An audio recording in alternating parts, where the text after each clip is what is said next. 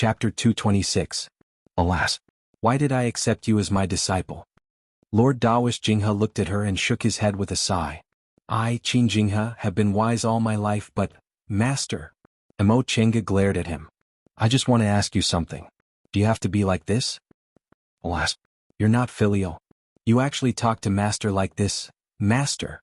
If she didn't say anything he wouldn't stop sighing. Lord Dawish Jinghe glanced at her. Upon seeing her furious expression he chuckled and said, Chenga, Master thinks this is more like you. Look at you suddenly kneeling and begging for punishment. Master's heart feels creeped out. Mo Chenga said everything she wanted to say. What kind of master was this? In other words, if she wasn't fierce, this master would feel his bones were light and he would feel uncomfortable all over? Enough. She said with a straight face. Master, was everything okay when I wasn't here? What about Jinji? Has he built his foundation? Oh, it's good, it's all good. I didn't let anyone touch your little cave abode. Jinji built his foundation 4 years after you left. He's doing very well now. Mo Chenga felt a bit relieved when she heard Jinji had built his foundation. Although she secretly left some foundation building pills for him, Jinji's spiritual roots were poor after all, so it was hard to say whether he could build his foundation or not. 22 years had passed, so Jinji should be in his 40s now. If he still hadn't built his foundation, it would be troublesome. Some cultivators didn't fail to build their foundation only because they were old. Usually, it was because they failed for a long time that their mental state became unstable, so they gradually got further and further away from building their foundation. Master, you've been teaching him all these years, right? Huh? Teaching him? I don't have that kind of thought. Lord Dawish Jinghe waved the book in his hand indifferently. Mo Chenga wrinkled her brows. Don't tell me you want Jinji to perish on his own? Seeing that she was about to get angry, Lord Dawish Jinghe smiled flatteringly and said softly, Disciple, don't be angry. Although I didn't manage that stupid boy, I found someone to manage him. Rest assured. Found someone? That's right. Your senior brothers have nothing better to do, so I found one of them to look after your child for you. This was indeed something he would do. Back then, didn't he throw her to Marshal Uncle Xianin for a long time? Later, because of other matters, he had no choice but to recognize her as his disciple. With a sigh, Mo Chenga said, Master, since you don't have anything to ask, I'll go back and rest first. All right. He nodded hurriedly. Have a good rest. I'll have them call you if there's anything. Oh, by the way, which senior marshal brother is Jinji with? I'll go get him first. This? Lord Dawish Jinghe stared at her then said cautiously, Jinji's already 40 years old now. He's no longer the child from back then, yet you still want to adopt him? Leave him some face as a man. No matter how old he is, he's still my nephew, Mo Chenga said. Besides, in terms of age, she could indeed be Jinji's mother. Thinking up to this point, she cast a somewhat suspicious glance at him. Master, tell me the truth, what did you do to Jinji? I really didn't. Lord Dawish Jinghe said boldly and put on a serious face. I'll have someone call him back later, okay? I promise you'll see him in a while. Mo Chenga stared at her master for a long time then finally nodded. All right, I hope Master isn't lying. Hee, how could I? Quickly go and rest. You look tired. Mo Chenga was persuaded by his seemingly concerned tone. I understand. She turned around and walked a few steps then turned back again. By the way, Lord Dawish Jinghe was startled. Ha! Master, do you really have to be this scared? No, I'm not scared. Lord Dawish Jinghe rubbed his nose, his gaze wandering. I said I called Jinji back. What other questions do you have? I just want to ask, what kind of major event happened when the school sent the summoning talisman this time? Upon hearing this question, Lord Dawish Jinghe calmed down. About this, major event is indeed a major event, but it's not a bad thing. It's a bit complicated, so I'll tell you later. You should go and rest first. This time his expression was very firm. Mo Chenga thought about it. Although Master was unreliable, he never delayed official business. Since that was the case, she'd let him go. All right, Master, I'll believe you this time, but don't let me down. I know. Lord Dawish Jinghe impatiently drove her away. You've just come back, but you're already so annoying. Go and rest. Looking at him, she really didn't believe there was no conspiracy. Mo Chenga sighed inwardly then walked towards her Mingxin residence. After she left, Lord Dawish Jinghe hurriedly called, Mingxia. Here. Mingxia hurriedly ran over. Quickly go to that stinky brat's place and get Jinji back. Mo Chenga naturally didn't know what Lord Dawish Jinghe said. She walked into her small cave and found that nothing had changed. There was a pond in front of the house, a medicinal field in the back, and a row of 5 small houses. There were still only a few tables and chairs in the small living room, a tea set, and 2 books on the table which she used to read often. In the concocting room, there was the coarse concocting furnace she bought for 15 spirit stones when she first started learning pill concocting. She had never used the tool concocting room, so it was empty and had nothing inside. In the lounge, Jinji's bed was still there, but there was nothing he usually used. Finally, there was her cultivation room. It was still the same as before, but it was clean and tidy. Apparently, someone cleaned it from time to time when she wasn't here. She naturally didn't think those maids did it out of kindness. Maybe it was Master's order or Jinji's doing it himself. Thinking up to this point, the corners of her mouth curled up slightly. She picked up an animal skin book from the bookshelf and casually flipped through it. In this place, someone was still thinking about her. Auntie. A somewhat unfamiliar voice came from outside. Emo Chenga turned around and saw a young man in his 20s running towards her from the door of the cultivation room. He had delicate and pleasant features, and when he smiled, there were 2 small dimples on his cheeks. Auntie. He was extremely happy to see her. Emo Chenga thought he would jump up like before, but in the end he just ran towards her with quick steps. You're finally back. The Yi Jinji in front of her was already a foundation-building cultivator. He still looked young and his temperament was still gentle, but he gave off a feeling that he was a lot more mature. She stared at him for a long time and finally said, Jinji, you've grown up. Yi Jinji grabbed his hair and smiled embarrassedly. Auntie, why did you go out for so long? Of course I've grown up. By the way, why haven't I heard from you for so long? Are you in danger? Are you alright? I was worried to death, but Grandmaster always said I was worried for nothing. Emo Chenga sat down on the praying mat. She watched as he automatically sat in front of her and chattered about what happened after they parted. She felt warm inside as if she was under the warm sun in winter. Auntie, why aren't you talking? Yi Jinji finally noticed her silence after he finished asking a bunch of questions. Emo Chenga, who had been smiling the whole time, finally answered, Auntie saw that you were talking very happily, so I'll let you talk to your heart's content first. Auntie. Yi Jinji's expression fell. Why are you acting like Master? Master? Emo Chenga wrinkled her brows slightly. Yi Jinji ignored that she was actually asking him a question.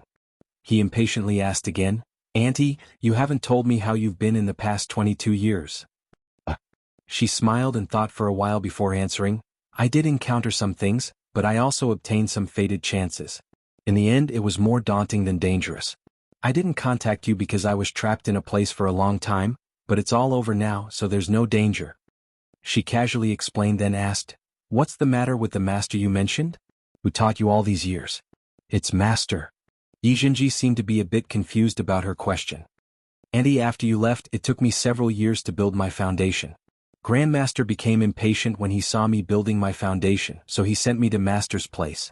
At this point, he curled his lips, obviously very dissatisfied with this Grandmaster's behavior. He then smiled and said, Fortunately, although Master looks very fierce, he's actually very good. Although Master has been very busy these years, he's always taken care of me. Emo Chenga had a bad premonition. Who's the Master you're talking about? Who else could it be? Don't I only have one Master? Yi Jinji looked puzzled. Emo Chenga slowly furrowed her brows, remaining silent. Auntie? Yi Jinji called her cautiously. It's nothing. She slowly smiled. Even if something happened, it wasn't Jinji's fault. It was that old pervert who schemed against her. This was really strange. She avoided everything because she didn't want to have anything to do with that senior martial brother, so why did that cheap master want to scheme against her? Great. The nephew she raised as a disciple became someone else's disciple just like that. He called him master so intimately, completely unlike how he used to be. Realizing what she was thinking, Emo Chenga was dumbfounded. She then raised the corners of her mouth in a self-mocking manner. What kind of mentality was she having now? Was she jealous? Because she hadn't come back for more than 20 years, Jinji now had someone who might be as important as her, so she felt unhappy? Or was it because that person was him? She realized her thoughts were a bit bad. Apparently, as soon as she came back, some emotions that she'd controlled well started to spread involuntarily. She couldn't help but raise her head to look around. There was obviously no trace of them anymore. Jinji, she asked slowly, how did you get through all these years? How did your master treat you? Seeing that she didn't look unhappy, Yi Jinji finally relaxed. He thought for a moment, then answered slowly, Auntie, when you sent me to Yi Clan that year, I stayed there for half a year before I came back. With Xiaohua by my side, nothing happened on the way back. After I came back, I smoothly passed the test and obtained a foundation-building pill. With Grandmaster's consent, I entered closed-door meditation to build my foundation, but I didn't succeed. Upon seeing him spreading his hands, Mo Chenga was puzzled. Didn't I give you something to take out when you built your foundation? Auntie, are you talking about that bottle of medicinal pills? Yi Jinji scratched his head, then said embarrassedly, I was too excited the first time and forgot about it. Upon seeing his expression, Mo Chenga shook her head helplessly. You could forget anything, but you actually forgot such an important thing. Yi Jinji said, I've never built my foundation before, so I was too excited. At this point he couldn't help but laugh. Later, when I failed to build my foundation, I found out Andy secretly left me a foundation building pill. But everyone knew I failed to build my foundation, so it wasn't good for me to enter closed-door meditation again. Moreover, entering closed-door meditation again right after I failed wasn't good either, so I waited for another 3 years. This time I finally succeeded. And at least you're not completely stupid. Auntie. Upon seeing his embarrassed expression, Mo Chenga couldn't help but laugh. Okay, continue. Yi Jinji glanced at her embarrassedly, then said, After I built my foundation, I ran into a lot of cultivation problems, so I went to ask Grandmaster. In the beginning, Grandmaster gave me detailed instructions, but later, Grandmaster got impatient after I asked too many questions. He said, Master's already in the late stage of the core formation realm, but he doesn't have a disciple to serve him. As his disciple, how can I be so idle? Then he threw me to Master. Then how did your master treat you? Master was very good. When he mentioned the word, master, Yi Jinji's expression was no longer as disdainful as it was 20 years ago. Instead, it was filled with reverence. Master doesn't like to talk much, and he doesn't like to deal with people. People who don't know him always think he's cold and arrogant, but in fact he's not like that. When I first went to him, I didn't understand anything and was quite afraid of him. But later I felt Master was very good. He was so busy, but he taught me cultivation patiently and never became impatient. Grandmaster said he wanted me to serve Master, but Master didn't even let me serve him tea or water. Yi Jinji talked non-stop for a long time, but Mo Chenga didn't say a single word until the end. Auntie? Are you unhappy? After a long time, Mo Chenga finally sighed. No, you're very good. In the end, that old guy still got his way. He probably didn't have good intentions when he suggested that in the beginning, right? Fine, I should be happy that someone is good to Jinji. As for that old guy, don't think he really won. Chapter 227. After they talked about their feelings after parting, Yi Jinji looked at Mo Chenga and mumbled. He wanted to say something but couldn't. Mo Chenga was puzzled. What? Is there something you want to say? What can't you say to me? Yi Jinji looked at her awkwardly and said carefully, Auntie, you're back, so I should also come back. But Master treats me so well. If I leave as soon as you come back, wouldn't that be bad? So that's the problem. Mo Chenga smiled. It's good that you have the heart. Now that you're not a child and a foundation-building cultivator, there's no reason for you to live in my small cave. Besides, he's your master, so you should serve him. But Auntie, you... Yi Jinji hesitated. I don't want you to live alone. Mo Chenga shook her head. I'm not a child. Besides, I'm about to enter closed-door meditation to advance to the core formation realm, which will take at least 20 to 30 years. Even if you come back, I can't take care of you. You don't have to feel embarrassed. You should go back, Mo Chenga said faintly. Since your master treats you well, you should also fulfill your filial duties as a disciple. I'm busy forming my gold core now, so I really can't take care of you. All right. Yi Jinji was in a dilemma, but in the end, he listened to her. All right, you've been here for a long time. You should go back now. Got it, Auntie? You just came back, so rest well. I'll come and see you when I have time. Mo Chenga nodded with a smile and watched him leave. Mo Chenga was the only one left in the room. Her smile disappeared and she sat in silence for a while. All kinds of feelings flashed through her heart, but in the end she just sighed. Forget it. In fact, it's better for Jinji this way and she'll have fewer worries. Lord Daoist Jinghe waited for a long time but no one came. He couldn't help but mutter, strange, why isn't she here yet? Mingxia, who was waiting on the side, asked, Grandmaster, what are you waiting for? Waiting for that unfilial dead girl. Lord Daoist Jinghe waved his hand impatiently. She's still not here? Did she really change? Martial Uncle Mo? Mingxia was puzzled. Grandmaster, why did Martial Uncle Mo come? Don't you want her to rest? If I give Jinji to that brat, he'll definitely be angry. Lord Daoist Jinghe, who was holding a cup of tea, said with a frown. According to her previous personality, she'd definitely come to throw a tantrum if she was angry, but why didn't she come today? Mingxia was speechless. Having served this grandmaster for decades, she certainly knew what kind of personality the grandmaster had. But to wait for his own disciple to denounce him, was this something a nascent soul grandmaster would do? What kind of expression is that? Lord Daoist Jinghe glared at his maid. Mingxia said, Grandmaster, why do I feel like you just want to make Martial Uncle Mo angry? What good will it do her to be angry? Sigh, you don't understand. Lord Daoist Jinghe shook his head and said, I've lived for almost 1,000 years. If I don't find some fun for myself, life would be boring. Besides, that girl is a cultivation maniac. I don't want to teach her to be like our stinky brat. Failure once is enough, but she still taught such a disciple. That's my biggest failure. Mingxia blinked her eyes. Why do I feel like you actually want to be a matchmaker? Lord Daoist Jinghe was speechless for a long time after Mingxia hit the nail on the head. Seeing that there was no one around, Mingxia mustered her courage and asked, Grandmaster, didn't you say in the past that the people of the Dao sect who don't engage in dual cultivation have their own benefits? Without any worries, their mental states will be more peaceful? Lord Daoist Jinghe rubbed his nose and said, Dual cultivation also has its advantages. Besides, this matter has to be looked at in detail. That stinky brat obviously has a knot in his heart, so I might as well help him. Knot in his heart? Help him? Mingxia didn't understand, but Lord Daoist Jinghe didn't plan to answer. He scratched his head and said, Enough. Go take a look at what that girl is doing. Is she really not angry at all? Angry? Mo Chenga asked herself. Of course she couldn't not be angry. This master of hers clearly wanted to scheme against her. But after thinking about it carefully, she felt it was better to entrust Jinji to someone else in her current state. Now that she was about to form her gold core, there were too many things she had to do. Jinji was already in the foundation building realm, so there wasn't much she could do for him. That being the case, why should she be angry with that unreliable master? It wouldn't benefit her and would only make other people happy for nothing. Mo Chenga collected her thoughts and rested for a few days. During this time, she casually dismissed the maids who came to inquire about her. After the incident at Bichuan Court, she had never longed to advance and become stronger as much as she did now. Later, Yi Jingwen, Luo Fengxue, Han Qingyu, and even Kuang Zhu and the others all sent her summoning talismans to ask about her. Mo Chenga went to visit them one by one. Yi Jingwen's cultivation went smoothly and he was already in the late stage of the foundation building realm. Although Luo Fengxue didn't make any progress in her cultivation, she became the chief steward of Sweet Dew Peak and was like a fish in water. Like her, Han Qingyu and Kuang Zhu were already in the peak stage of the foundation building realm and were waiting to form their gold cores.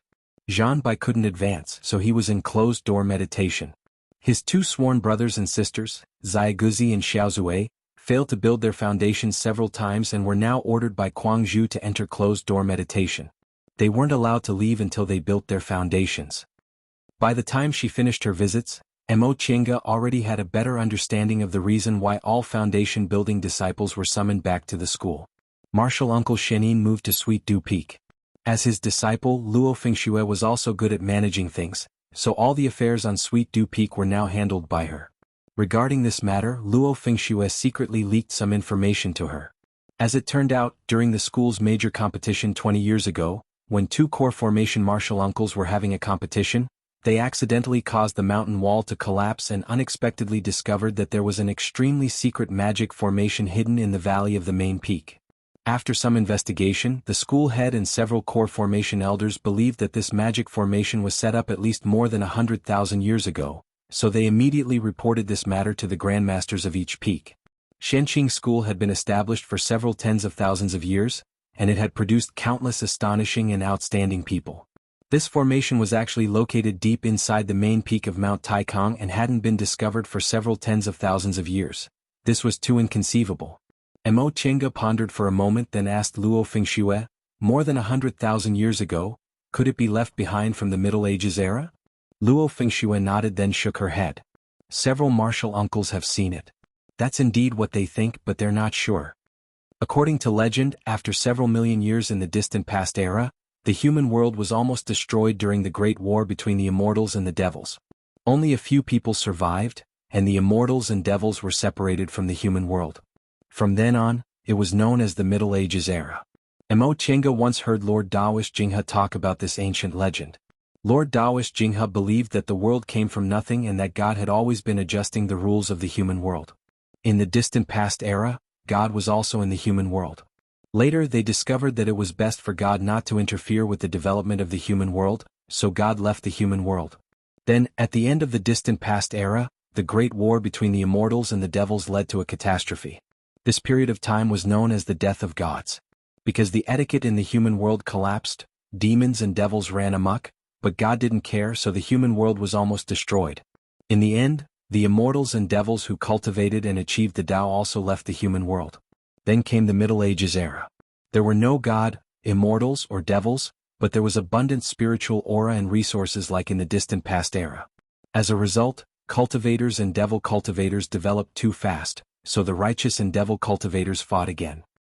This time the world changed and the sea turned into mulberry fields. Later the human world finally stabilized. There was no more rich spiritual aura and natural treasures that could be seen everywhere. Whether it was cultivators or devil cultivators, they all struggled to survive. There was no longer any news of people ascending. Righteous and devil cultivators still fought, but they no longer had the power to destroy the world. In the end, Lord Dawish Jinghe said, God is the ruler of the world, while immortals and devils represent good and evil. Good and evil can't coexist since ancient times, so they're natural enemies. Although God doesn't care about the human world anymore, everything in the human world is in their hands. The power of immortals and devils is too great, so they separated the immortal world and the devil world and let the world be destroyed. Cultivators and devil cultivators are too powerful, so when the Middle Ages era ended, the world changed and the world no longer had abundant spiritual aura. From the moment the world was born, if the development of the human world wasn't satisfactory, it would be destroyed and rebuilt. We're all puppets in God's hands. Even if we're successful in our cultivation, we'll just be higher-level puppets. These words were indeed shocking to foundation-building cultivators. Mo Chenga thought for a long time and asked, then why do we cultivate? What if we can't achieve the great Tao in the end? Lord Dawish Jinghe said, silly girl, even high-level puppets are better than low-level puppets. Besides, the great Tao isn't necessarily hopeless. This is just master's deduction. You've seen deification cultivators. Are they happy? She remembered Zhong Muling and Yuan Bao and said hesitantly, they said, they're already equivalent to God in the human world. Correct. The world will always be destroyed and rebuilt, but what does that have to do with us? The distant past era has been millions of years, and the Middle Ages era has been hundreds of thousands of years. Can we live that long? We're not deification cultivators, so how do we know we can't achieve the great Tao? After we become deification, if we can become immortals and reach the immortal world, can we seek the next step? Can we cultivate and become God in the end? In the end, Lord Dawish Jinghe said, as long as there's hope for the great Tao, it's worth fighting for. What does the change in the world have to do with us? In the Middle Ages era, the spiritual aura was as abundant as in the distant past era.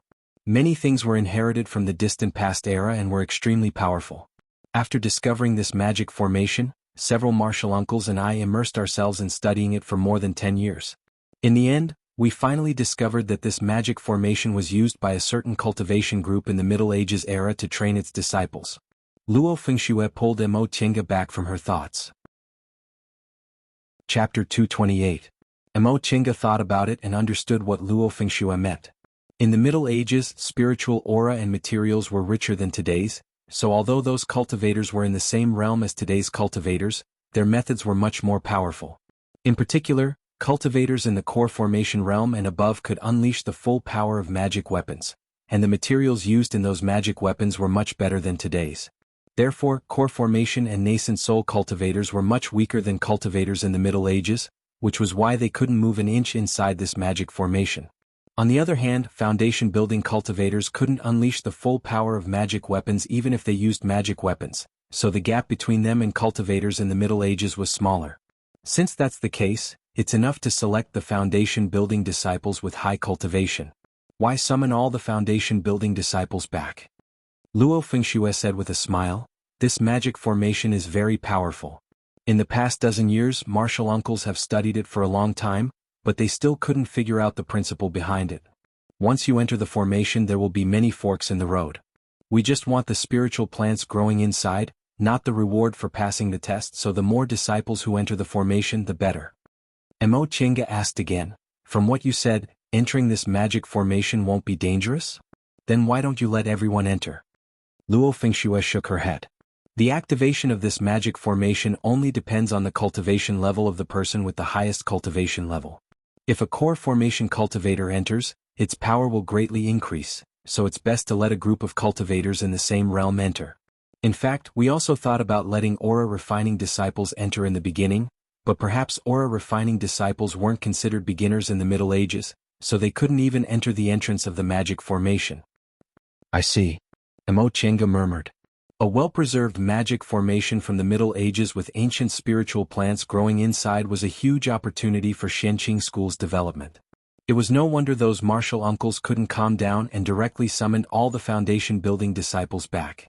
Luo Fengxue said, but Chinga, you still have to prepare some things. Although this magic formation doesn't hurt people, if you don't pass it, you'll be transported out. The spiritual aura needed to activate this magic formation is really too much. The martial uncles estimated that this kind of large-scale activation can only happen once every 50 years. Moreover, the reward this time is quite generous. Medicinal pills will be distributed according to the amount of spiritual plants you collect.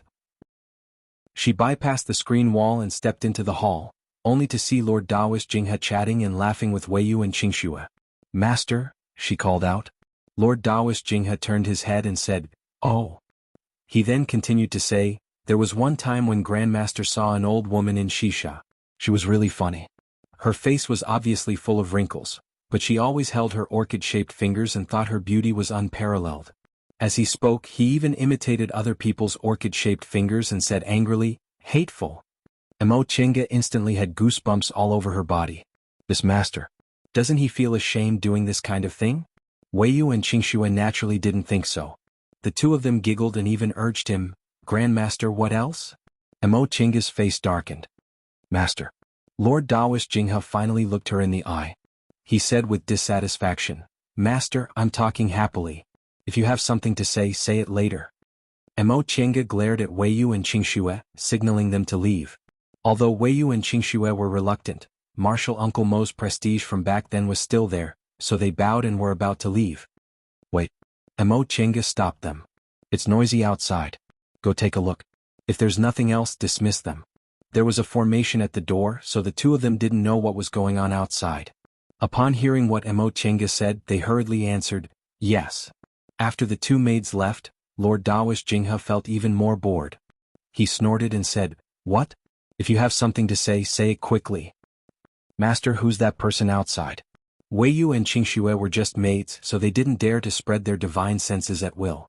However, this was Shanqing Palace on Clear Spring Peak. She wouldn't believe Lord Daoist Jinghe didn't know anything about what was going on outside. Oh, that girl.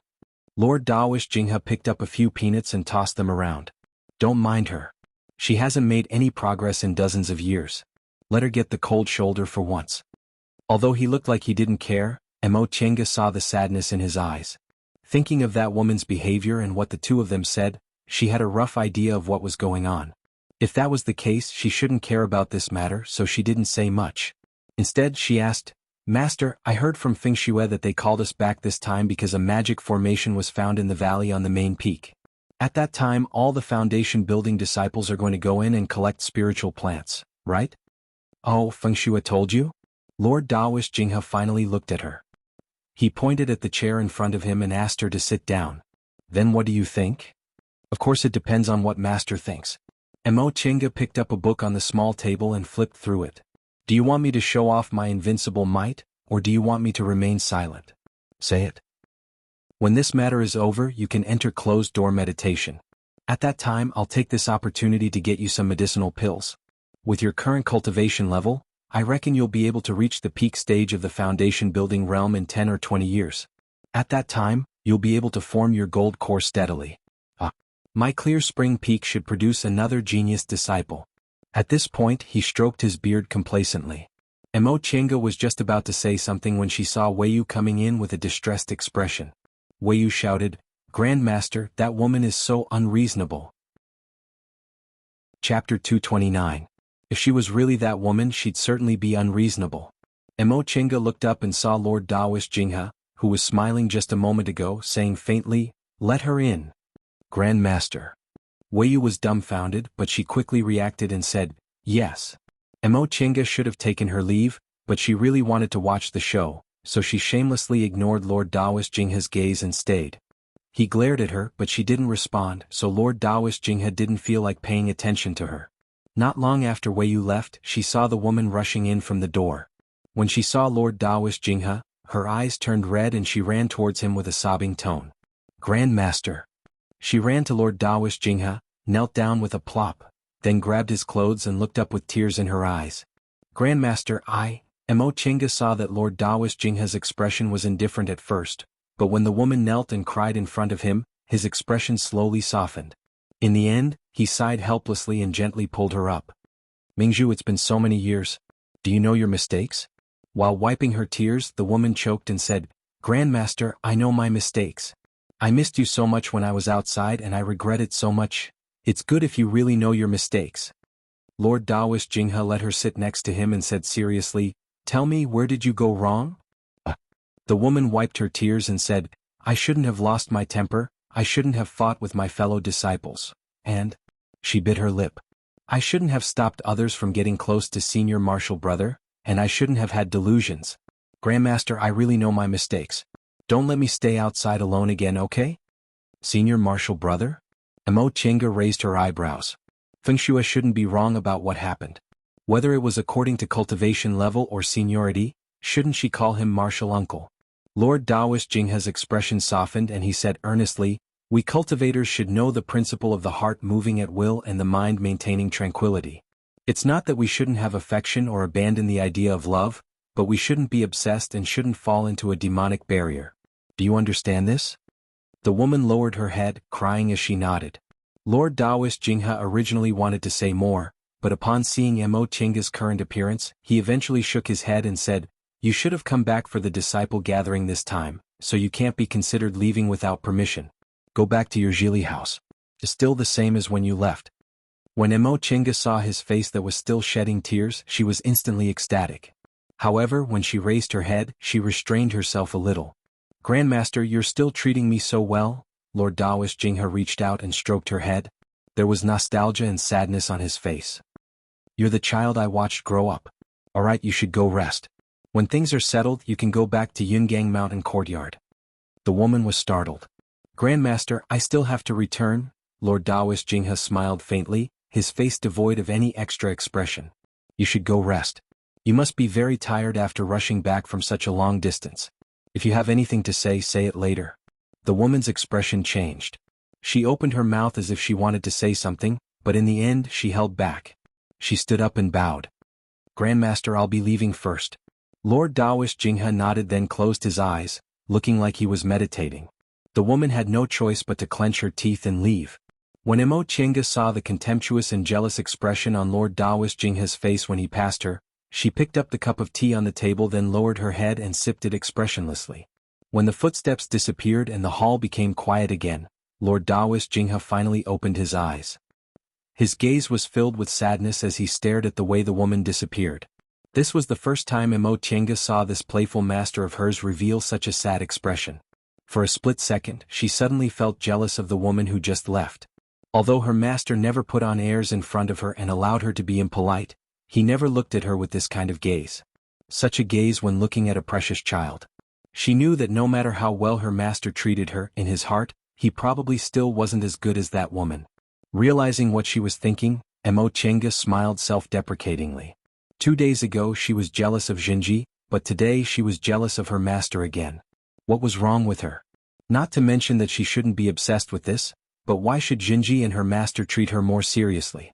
For more than 20 years she wasn't the one who taught Jinji, and she wasn't raised by her master. "Chinga," Lord Daoist Jinghe suddenly said. Mo Chinga was stunned for a while before she finally looked up. "Master. Do you know who she is?" Mo Chinga frowned slightly. "I think she should be Senior Marshal Brother Qingyuan's daughter." "Correct." Lord Daoist Jinghe wasn't surprised that she guessed it at all. He leaned back on his dragon chair, his gaze falling on the void. That was more than 100 years ago. At that time, I hadn't advanced to the middle stage of the nascent soul realm for long. I wanted to go further on the path to immortality, so I often went out to look for fated chances. For this reason, several of my disciples also often put aside their cultivation to run errands for me. Although Qingyuan was my disciple, his aptitude wasn't very good. Back then, I saw that his aptitude was ordinary, but he cultivated diligently, so I took pity on him and accepted him as my disciple. That child was honest and always felt that he could form his gold core because I took care of him, so he respected me the most and always did his best to do things for me. One time, when Qingyuan went out, he accidentally encountered a 10,000-year-old cherry tree. He knew I wanted cherry fruits, so he went to pick them. Unexpectedly, there was an 8th-ranked demonic beast guarding next to the cherry tree. At this point, Lord Daoist Jinghe closed his eyes. I saw his longevity lamp go out, so I went to look for him and found that he didn't even have a corpse left. Mo Chenga was stunned. An 8th-ranked demonic beast was equivalent to the early stage of the nascent soul realm. This senior martial brother was only in the core formation realm, so how could he defeat it? No wonder Master tolerated that arrogant grand disciple so much. It turned out that her father died for Master. Master. Mo Chenga whispered, "You're telling me this because..." Lord Daoist Jinghe showed a bitter smile. "Do you think I don't know that child Mingzhu's personality? She lost her father when she was a child because of me, and I didn't teach her well. In fact, I really owed her. After I took her back, I spoiled her too much and fostered her arrogant personality. Although I knew she was in the wrong, I couldn't bear to discipline her until she attacked a fellow disciple." Mo Chenga once heard Luo Fengxue talk about this matter. Wei Jiaxi was seriously injured by this person, and the reason was only because Wei Jiaxi accepted an errand to serve senior martial brother Shoujing. The child she injured was Xuanin's disciple and also my grand disciple. No matter how much I loved Mingzhu, I couldn't be too biased, so I had to punish Mingzhu heavily and ruthlessly control her. But I spoiled her rotten a long time ago, so she couldn't change no matter what. In fact, she even became worse and didn't know how to repent. I was extremely disappointed. In a fit of anger, I ordered her to go to a courtyard thousands of miles away from here and told her that she wasn't allowed to return to the mountain without a summon. Mo Chenga listened in silence for a while, then asked, "Master, do you want me to be lenient with her?" Lord Daoist Jinghe stared at her, then said with a sigh, "You're a smart person. You must have clearly understood what I meant just now. It's been 60 years since I ordered her to go to the courtyard. That child should have suffered a lot, but looking at her now, how could she show even the slightest bit of remorse? It's been 60 years. The disciples guarding the gate and my maids have all been replaced, so how could I possibly recognize her? She came back, but she didn't tell anyone to report to me and just kept pestering me." Mo Chenga carefully calculated in her heart. This nominal martial nephew of hers was probably 160 or 70 years old, right? Such behavior was indeed too willful. Although her master treated her gently just now, his attitude was distant. Moreover, her martial uncle was also present, but her master didn't let her greet him. Obviously, he didn't intend to let her come back. Thinking up to this point, Mo Chenga felt her jealousy was unreasonable. "I understand. She'll only stay for a while. Even if she does something excessive, I'll just ignore it." Lord Daoist Jinghe felt slightly gratified. "She was raised by me. Even your senior martial brother Shoujing can't compare to her. How could I not feel distressed seeing her come back like this? It's been 60 years, so if she knew she was wrong, I'd let her come back. But she missed this opportunity. Her attitude is still arrogant, her cultivation level hasn't improved in the slightest, and she even learned to deceive me. For her father's sake, I won't treat her unfairly with medicinal pills or magic weapons, but she can forget about coming back to Mount Taikang in the future." Upon seeing the cold expression on her master's usually smiling face, Mo Chenga knew he was really angry. That woman was really stupid. She pretended to be tearful in front of her master, but she didn't know how to hide her expression. How could a dignified nascent soul cultivator be easily fooled? This kind of stupidity, thinking herself smart, was more terrifying than simply not being smart. "Master, don't be too sad. This matter really can't be blamed on you.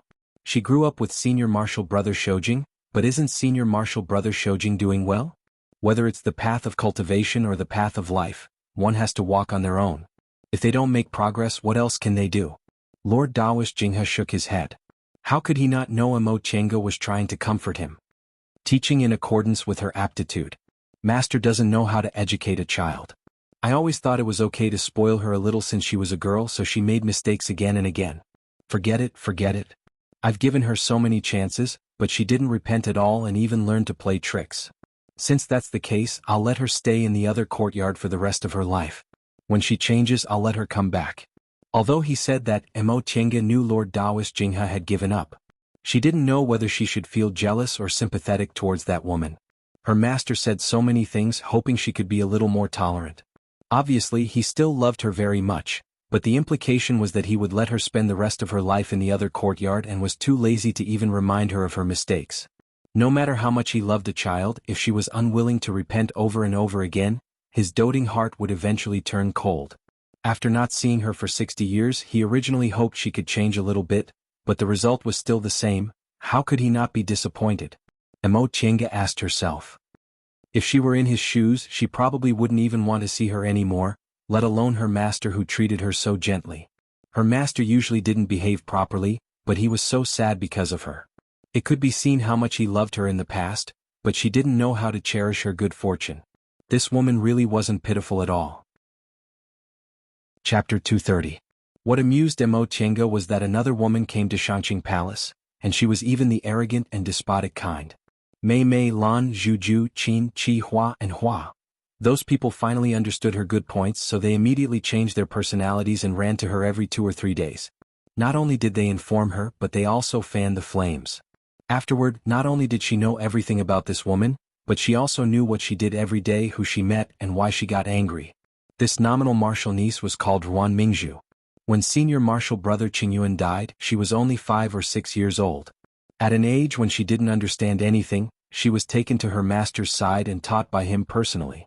At the same time, her master returned to the Qin clan in the secular world and took back senior martial brother Shoujing. The two of them were about the same age. They cultivated and lived together since they were little. One lived in Mingxing residence while the other lived in the Zhili building next door. They could be said to be childhood sweethearts. After living together for several decades, Ruan Mingzhu naturally thought senior martial brother Shoujing would always be with her. Who knew that senior martial brother Shoujing actually had a dull personality? Normally, he always immersed himself in cultivation and ignored her good intentions. She was annoyed and wanted her grandmaster, who loved her, to make decisions for her, but it was useless for others to make decisions for her. As the two of them gradually grew up, the difference in their cultivation levels and temperaments became bigger and bigger. Senior martial brother Shoujing gradually stopped paying attention to her. If he wasn't immersed in cultivation, he would travel around and never stay in the cave. Ruan Mingzhu had long been accustomed to everything being hers. Whenever she wanted something, her grandmaster who loved her would immediately give it to her. How could she stand senior martial brother Shoujing ignoring her? The more she couldn't get something, the more she wanted it. However, the distance between them grew bigger and bigger as their cultivation levels fell apart. After they advanced to the core formation realm, senior martial brother Shoujing moved out of Shanqing Palace.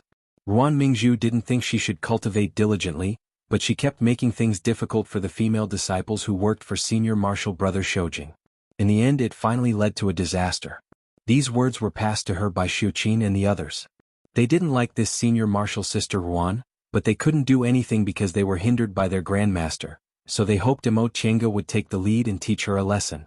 Unfortunately, Mo Tiange didn't listen at all.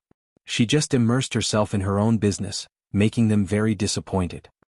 Of course, she knew Ruan Mingzhu was very angry because her master wouldn't let her come back, so she kept causing trouble to the maids. However, she had already promised her master that she could only pretend to be deaf and mute. Besides, Ruan Mingzhu didn't provoke her, so why would she look for trouble with her? Since this matter didn't concern her, Mo Tiange had always been very calm. Martial Uncle Mo, I heard this senior martial sister Ruan calls martial uncle Shoujing senior martial brother. Mo Tiange, who was sitting in front of Mingxin Residence's pool, held Fei Fei in her arms and fed it. She uttered a nonchalant "N." Seeing that she didn't respond, Qingqi rolled her eyes and continued, I heard that Grandmaster wanted senior martial sister Ruan to change her way of addressing him, but senior martial sister Ruan refused even if she died. Martial uncle Shoujing didn't care either. Mo Tiange continued to calmly respond with an N. Xiuqin had no choice but to ask, Martial Uncle Mo, do you have any ideas?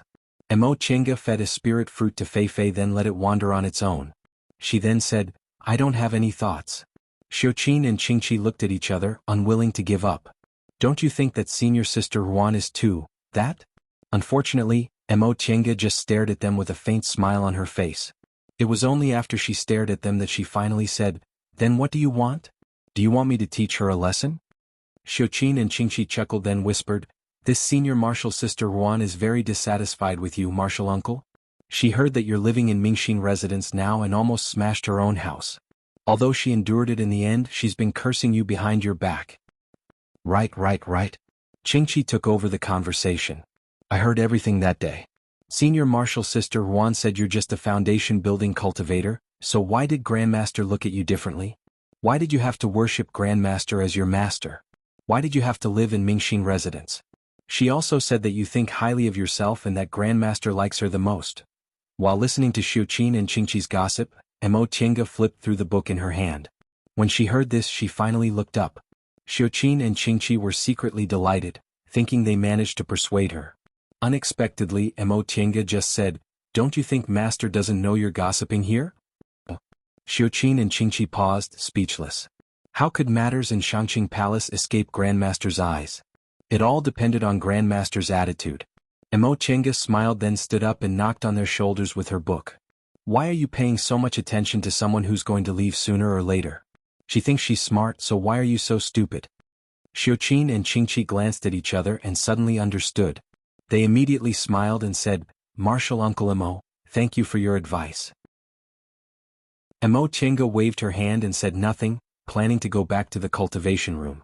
But right at that moment she heard a voice outside. "Wow, what's this? It's so cute." Mo Tienga raised her head to look at the entrance of Mingxin residence and frowned. When Xiuqin and Qingqi saw this, they hurriedly walked out. Not long after, the voices of two people could be heard. "Greetings to senior martial sister Ruan." And Ruan Mingzhu's arrogant voice sounded as if they were calling her martial uncle.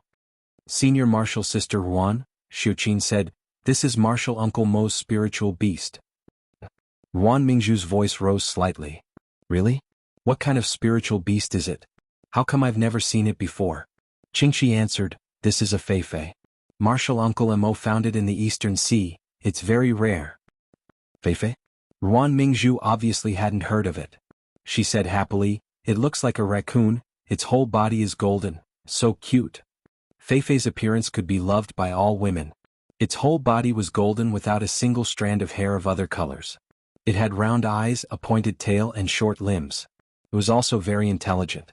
Even Xiaohua from back then couldn't compare to it in terms of cuteness. When Mo Tienga brought Feifei home, Qin, Qi, Shu Hua and the others came to look at it from time to time. Feifei had a gentle temperament and didn't get angry when they teased it, so it was very lovable.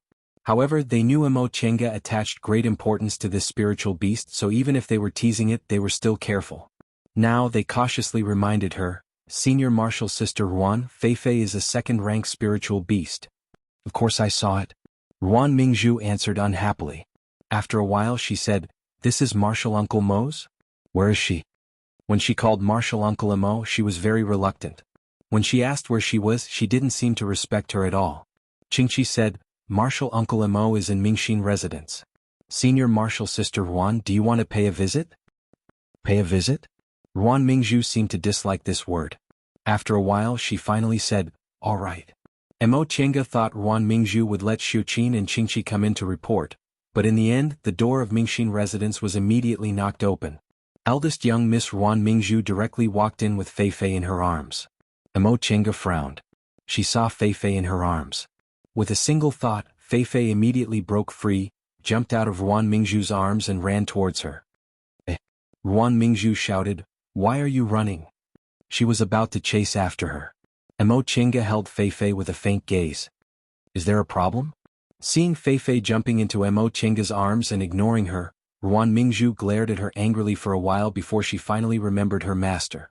She slightly curbed her sloppiness and said, "Martial uncle Mo, can you give me this Feifei?" Although it was a question, from the way she addressed Feifei to the content, there wasn't the slightest sincerity. From beginning to end she didn't even salute. Mo Tienga said, "This is my contractual spiritual beast. I'm afraid I can't." Upon hearing her refusal and seeing her cold attitude, Ruan Mingzhu immediately raised her brows and shouted, "Then cancel the contract." Mo Tienga still had no expression, but Xiuqin and Qingqi cried out in alarm, "Senior Martial Sister Ruan." In Kunwu, spiritual beasts generally recognized their masters before they were hatched. This kind of contract usually couldn't be cancelled in their entire lives. If they wanted to cancel it, the master's blood essence would be damaged. Ruan Mingzhu didn't know that the contract between her and Fei Fei was a subordinate contract and not a master recognition contract, but she said it as if it was a matter of course. Unexpectedly, she didn't care about Fei Fei's loss at all. Ruan Mingzhu, on the other hand, was completely unaware of this and continued to ask, "How is it? Did you promise me?" Mo Chenga wrinkled her brows and said slowly, "Fei Fei doesn't give it away." "You?" Upon hearing what she said, Ruan Mingzhu's expression changed greatly. Perhaps because she recalled that things were no longer the same as before, her expression changed for a long time, but in the end she endured it and said, "Martial Uncle Mo, if you give me your spiritual beast, I'll ask Grandmaster to compensate you, okay?" Her tone made the three people raise their eyebrows. Qingqi couldn't bear it anymore and shouted, "Senior Martial Sister Ruan, Grandmaster always grants Martial Uncle Mo every request. Whatever Martial Uncle wants, you only need to tell Grandmaster." These words, however, had the intention of showing off. Whatever Martial Uncle wanted, he could just ask Grandmaster. Why did he need her to ask? Ruan Mingzhu's expression changed. Qingqi's words obviously put her in a difficult position. She originally wanted to endure it, but in the end she couldn't hold it anymore and said angrily, "Grandmaster has always doted on me. Isn't it just because I wasn't here for 60 years? You actually dare to look down on me? What's the big deal about a disciple who came in halfway? Do you think she's more important than me?" The corners of Mo Chenga's lips curled up. She was very clear about her master's attitude. In terms of importance, she indeed couldn't compare to Ruan Mingzhu in her master's heart. However, her master wasn't an unreasonable and biased person who didn't care what Ruan Mingzhu said. Besides, her master had clearly given up on her now, so how could he still indulge her? This Ruan Mingzhu. She was already more than 100 years old, but she still had this kind of personality. She really didn't know where she'd been living all this time. Xiuqin and Qingqi didn't answer. It wasn't appropriate for two maids to say this kind of thing. However, they also didn't want to swallow their anger, so their gazes kept sweeping over Mo Chenga. Finally, Mo Chenga opened her mouth, living up to everyone's expectations. She said slowly, "Martial Nephew Ruan, I won't give this spiritual beast to anyone. If you want it, go and ask your Grandmaster yourself." Ruan Mingzhu originally called her Martial Uncle Mo, out of reluctance. Now that she heard Mo Chenga calling her Martial Nephew Ruan, as if it was a matter of course, she was extremely annoyed. Moreover, when she heard Mo Chenga stubbornly refusing to give Fei Fei to her, her anger burned even more fiercely. "You," Ruan Mingzhu glared at her for a while, then said angrily, "Don't regret this." She then turned around and walked away. Seeing Ruan Mingzhu leaving in anger, Xiuqin and Qingqi both looked as if their hatred had been vented. However, they heard Mo Chenga say slowly, "You two, the 16 of you can stop worrying. Don't think of using me to deal with her so you can vent your anger. Shangqing Palace's affairs have never been concealed from you. I'll also be honest, she won't be staying here for long, so for Master's sake, don't trouble her anymore. Is it really necessary to deal with someone who's already been abandoned by Master?" Chapter 231. Grandmaster. Ruan Mingzhu ran into the main hall of Shangqing Palace, crying. Lord Daoist Jinghe was joking with a smile, but when he saw her coming in, his expression disappeared and he said faintly, "What happened?" With tears in her eyes, Ruan Mingzhu said, "Grandmaster, I didn't do it on purpose. I just thought Martial Uncle Mo's spiritual beast was very interesting, so I wanted to ask her for it. I didn't want to make her angry."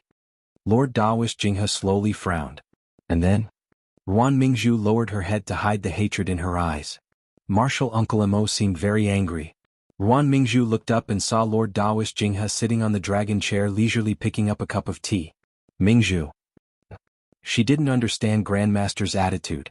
Lord Daoist Jinghe looked at her indifferently. Tiange always treasures the things around her. Although you want a spiritual beast, she views it as a partner, so she's unwilling to give it to you. Ruan Mingzhu was stunned. She didn't expect Grandmaster to react like this. Lord Daoist Jinghe continued to say, "If you have nothing else to do, go back and cultivate. You're not young anymore, you still have several decades. If you can't form your gold core, it'll be difficult in the future." Ruan Mingzhu was startled when he suddenly mentioned core formation. "Grandmaster, don't you want to form your gold core?" Lord Daoist Jinghe looked at her with a sharp gaze. How can I form my gold core if I have so many things in my heart? Tiange is much younger than you and she wandered from place to place when she was young.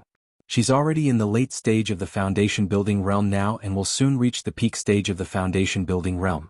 What about you? I've personally taught you since you were a child. You succeeded in building your foundation at the age of 21, so you should be a proud child. Why are you still in the middle stage of the foundation building realm now that you're more than 170 years old? What have you been doing for the past 60 years? Why haven't you made any progress? Lord Daoist Jinghe's expression became stern. Ruan Mingzhu's heart trembled and she stuttered, Grandmaster, the spirit vein in Mount Yingang is too lousy. Cultivating there has no effect at all? Really? Lord Daoist Jinghe still looked at her like that. What about the medicinal pills I sent you all these years? Although I didn't call you back, Grandmaster has never deducted your portion. Even if you forcefully eat medicinal pills, 60 years should be enough for you to reach the peak of the middle stage, right? Ruan Mingzhu lowered her head, not saying anything. Lord Daoist Jinghe's expression softened again. He said softly, all right, don't think about unrelated matters. Cultivate properly. This time, the sect has summoned the disciples back to the mountain for something important. If you can do it well, it will only be beneficial to you. Ruan Mingzhu was silent for a long time before she finally answered honestly. I understand, Grandmaster. When she rushed out of Shangqing Palace, Ruan Mingzhu's face was completely red. She saw the gatekeeping disciple looking at her with a probing expression and a hidden hostility in his eyes, so she said angrily, What are you looking at? Being berated by her, the disciple retracted his gaze. He didn't scold her back, but a look of disdain appeared on his face. You. Just as Ruan Mingzhu was about to lose her temper, she remembered this was the entrance of Shangqing Palace, so she clenched her teeth and endured it. With a wave of her hand, she tossed her flying magic tool into the air. Seeing her leave, the disciple who was guarding the door let out a soft harumph and mumbled, She really thinks she's something. Ruan Mingzhu flew to an uninhabited mountaintop. After looking at it for quite a while, she finally confirmed that was her destination. She landed on the ground and walked towards the well-hidden cave abode. Senior brother, are you there? Mingzhu. She called out twice but she didn't hear a reply for a long time, so she continued to call out, Senior brother. Come out and meet me. Mingzhu. After another long while, the door of the cave finally opened. She was overjoyed. Just as she was about to rush out, she was startled and her expression darkened. Who are you? The person who opened the door and came out was Yi Jinji. When he saw Ruan Mingzhu, he was also stunned. Who are you? Ruan Mingzhu's expression darkened. She looked inside and asked, Where's my senior brother? Yi Jinji touched his head then said strangely, Are you new here? Did you come to the wrong place? This is my senior brother's cave. Ruan Mingzhu glared at him. Brat, who are you? Why are you in my senior brother's cave? You're not my aunt, how could there be a senior brother of yours here?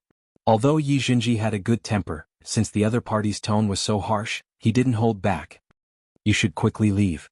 Although my master is amiable, he'll also get angry if someone is so rude. Master? Ruan Mingzhu stuck her head out to take a look. A hint of a smile finally appeared on her face. You're my senior brother's disciple, right? Tell him I'm Mingzhu, he'll know. Seeing that Yi Jinji didn't move, Ruan Mingzhu shouted again, Quickly go. She really didn't hold back when she ordered people around. Yi Jinji was an honest man, so he didn't get angry. He merely frowned and said, Who's your senior brother? My master's cultivating. He'll get angry if you disturb him for no reason. You. Just as Ruan Mingzhu was about to get angry, she heard a familiar voice coming from inside the cave. Jinji let her in. Ruan Mingzhu was delighted. Senior martial brother. She then rushed into the cave. Hey! Yi Jinji became even more confused upon seeing her like this. Who in the world was she? After Master, didn't Grandmaster only accept my aunt as his disciple? Where did this person pop out from and call Master, senior martial brother? However, since Master said so, it wasn't good for him to say anything. He closed the cave then slowly walked back to the hall. After thinking for a moment, he didn't go back to his own cultivation room. Instead, he sat next to Xiaohua, who was curled into a ball and cultivating, pretending to look after the spiritual beast. In fact, Xiaohua was already a third-rank spiritual beast. Its cultivation level was always higher than his, so it didn't need him to look after it. During this time, Xiaohua had been immersed in cultivating. Master said it seemed it was going to make a realm breakthrough again, so he didn't send it back. The door to his master's cultivation room wasn't closed. Yi Jinji pricked up his ears to listen to the movements inside. Senior Marshal Brother. Ruan Mingzhu was extremely excited to see Qin Shi. She rushed towards him with tears in her eyes. Senior Marshal Brother, I finally get to see you again. Qin Shi, who was still cultivating, opened his eyes and faintly glanced at her. Mingzhu, whether it's in terms of cultivation level or seniority, you should call me Marshal Uncle instead of Senior Marshal Brother. Ruan Mingzhu was stunned for a moment, then a sad expression appeared on her face. What? Why are you and Grandmaster treating me so coldly when I finally come back? It's been 60 years, can't you two forgive me? These are two different things. Qin Shi's tone was still cold, almost devoid of any emotion. In the past we were young, so we let you call me whatever you want. But times are different now. You and I aren't children anymore, you should understand what you should do. But Senior Marshal Brother will always be my Senior Marshal Brother in my heart. Ruan Mingzhu blurted out, if my father wasn't Grandmaster's disciple and Grandmaster didn't accept me as his disciple, we'd be fellow apprentices. But that's the truth, Qin Shi said. It's been 60 years, yet you still haven't understood this principle. Don't blame Master for treating you coldly. Although his tone was calm, his words weren't polite at all. Ruan Mingzhu was stunned again. All of a sudden, she lowered her head and cried bitterly. After crying for a while, she said while sobbing, I really don't understand. I don't understand what I did wrong. Why are you and Grandmaster treating me like this? Didn't I just injure a disciple? We weren't the only ones fighting in the school and that person was fine. You and Grandmaster left me alone in Yingang branch. That place was so remote and everyone ignored me. I lived a very bitter life there. If she was crying and complaining in front of Lord Daoist Jinghe, she might have received some words of comfort. However, the person who was listening to her was Qin Shi. He was expressionless, as if the person crying in front of him was a wooden person, and he himself was also a wooden person. Ruan Mingzhu couldn't cry anymore, so she could only wipe her tears. With reddened eyes, she looked at him and pleaded softly, Senior Marshal Brother, I finally came back. Can you ask Grandmaster not to drive me away? I won't cause trouble again. I'll listen to you in the future, okay? Qin Shi didn't say anything. It was as if he didn't hear anything.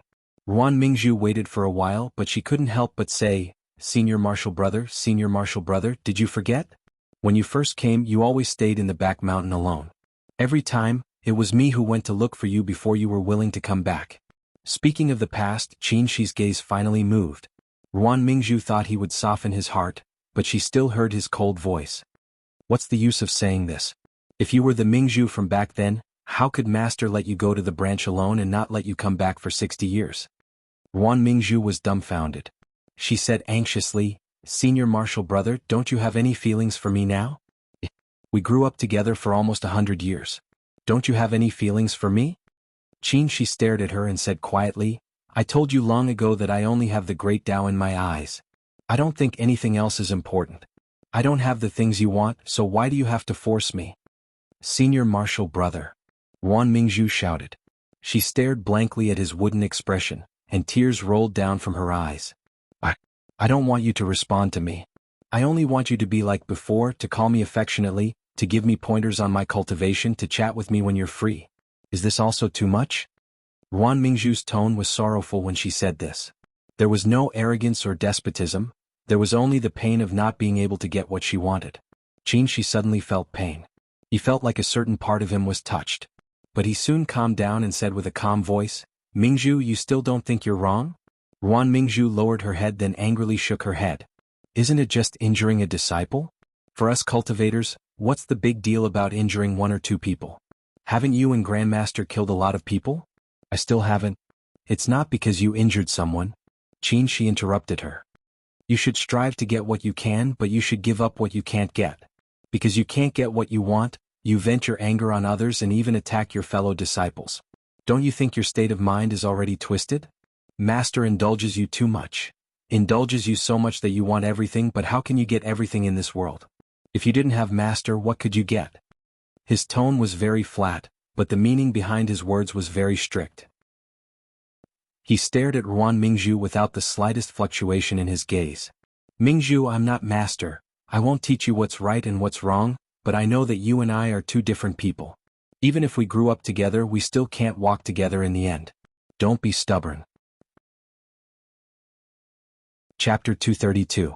Ruan Mingzhu silently walked out of Qin Shi's immortal's cave, then flew back to Shanqing Palace without saying a single word. At this point he had already said what he wanted to say. Anything else was meaningless. As soon as she walked out of the cave, Yi Jinji impatiently rushed into the cultivation room. Master. Qin Shi sat cross-legged, maintaining his cultivation posture. He didn't even open his eyes. Have you heard enough? Yi Jinji scratched his head then chuckled. I wasn't eavesdropping. I just happened to see Xiaohua. I didn't say you were eavesdropping. Qin Shi opened his eyes and cast an indifferent glance at him before lowering his gaze again. What are you feeling guilty about? Yi Jinji didn't know what to say, so he could only step forward. Master, who's this? Why did she call you senior brother? Didn't Grandmaster only accept Aunt as his disciple after you? Qin Shi said, she's your martial uncle Qingyuan's daughter. Her name's Ruan Mingzhu. According to reason, you should call her senior martial sister.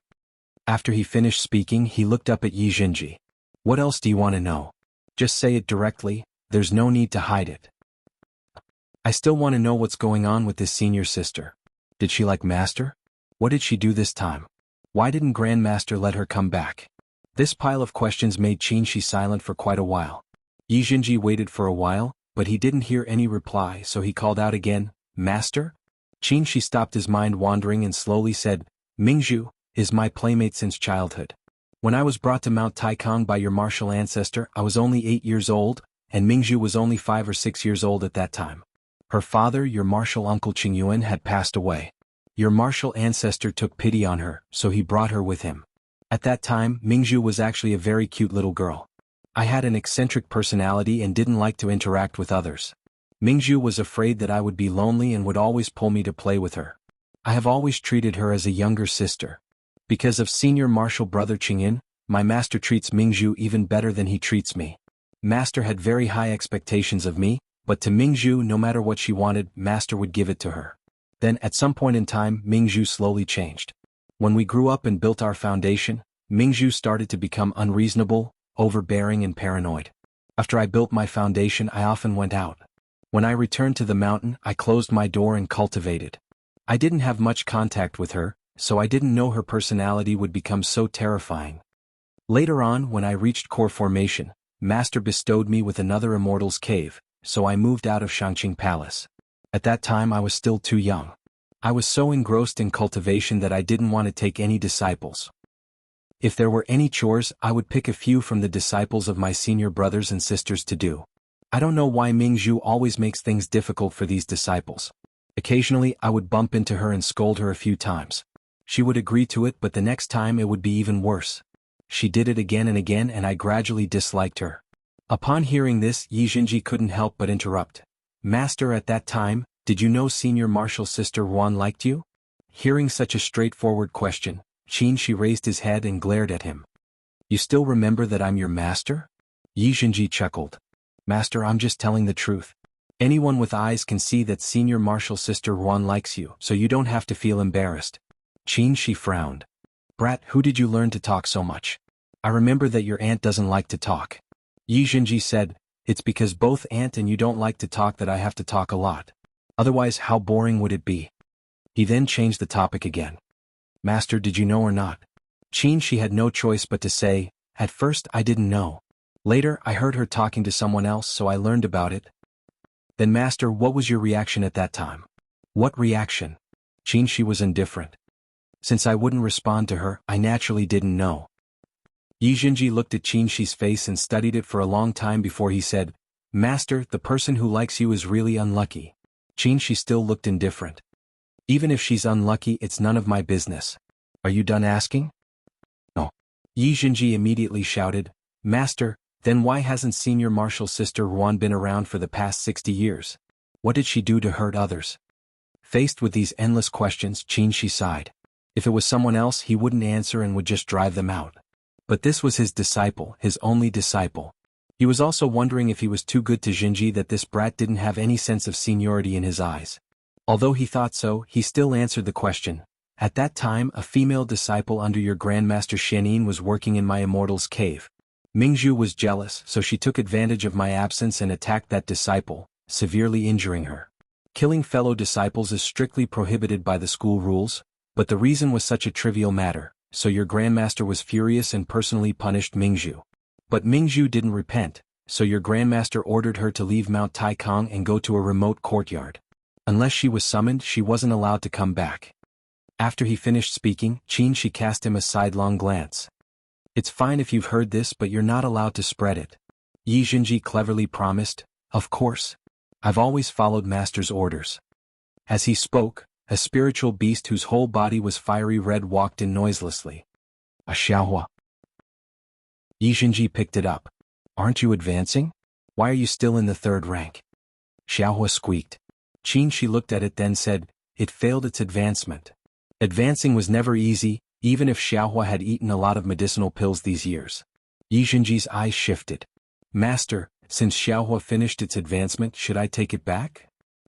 She closed his eyes and pretended to continue cultivating. If you want to go, then go quickly. Yi Xinji didn't say anything else. He carried Xiaohua and slipped out of the cave, flying toward Shanqing Palace while muttering, such an interesting thing. I must tell Auntie. Unfortunately, after he sent Xiaohua back and excitedly mentioned it to her, Mo Chenga only replied with one sentence, I know. Yi Xinji's eyes widened. Auntie, where did you know? Mo Chenga looked at him amusedly. Did you forget? This Shanqing Palace has 16 old aunts and 6 old women.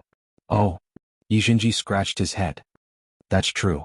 Xuqin and the others are so bored every day, so they should have found out long ago.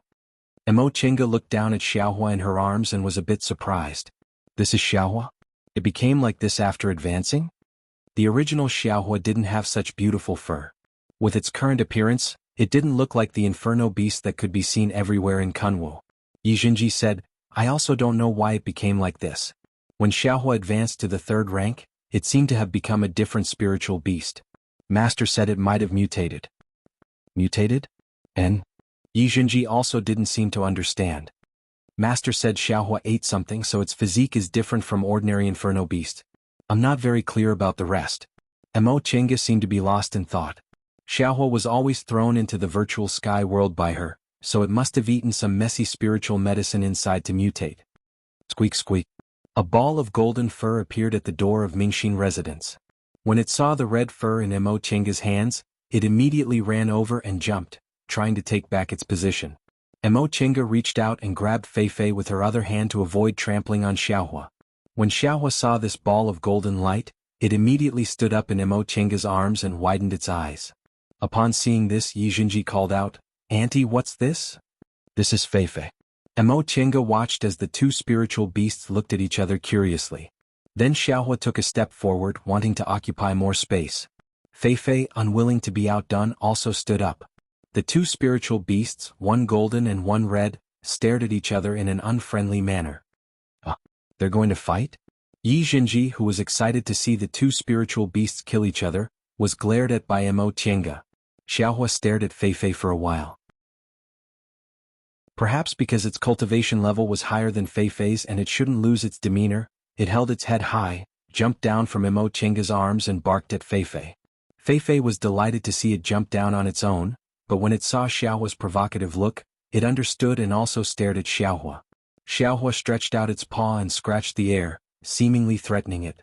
Fei stared at it for a while, then also jumped down from Mo Chenga's arms to confront Xiaohua. The two spiritual beasts stared at each other and circled each other, seemingly choosing where to attack. Yi Xinji, who was very excited, asked, Auntie, is this also your spiritual beast? What kind of abilities does it have? Can it beat Xiaohua?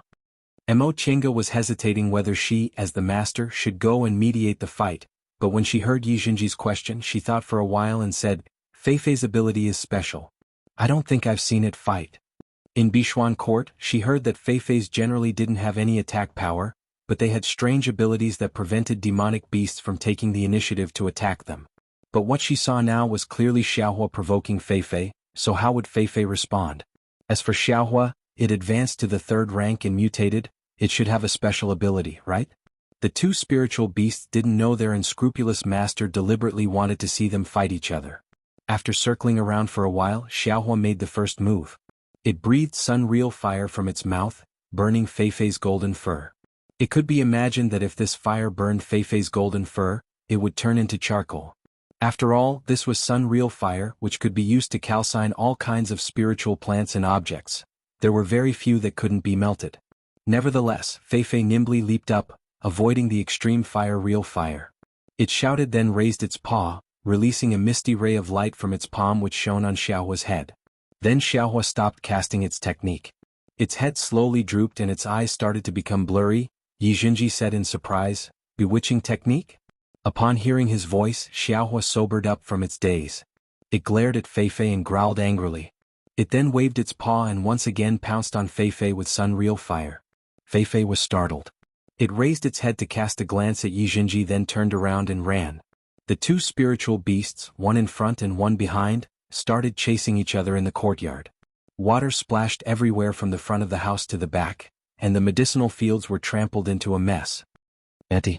Upon seeing this, Yi Jinji hurriedly said, the spiritual plants are ruined." Emo Chenga was very interested in watching. If they're ruined, then they're ruined.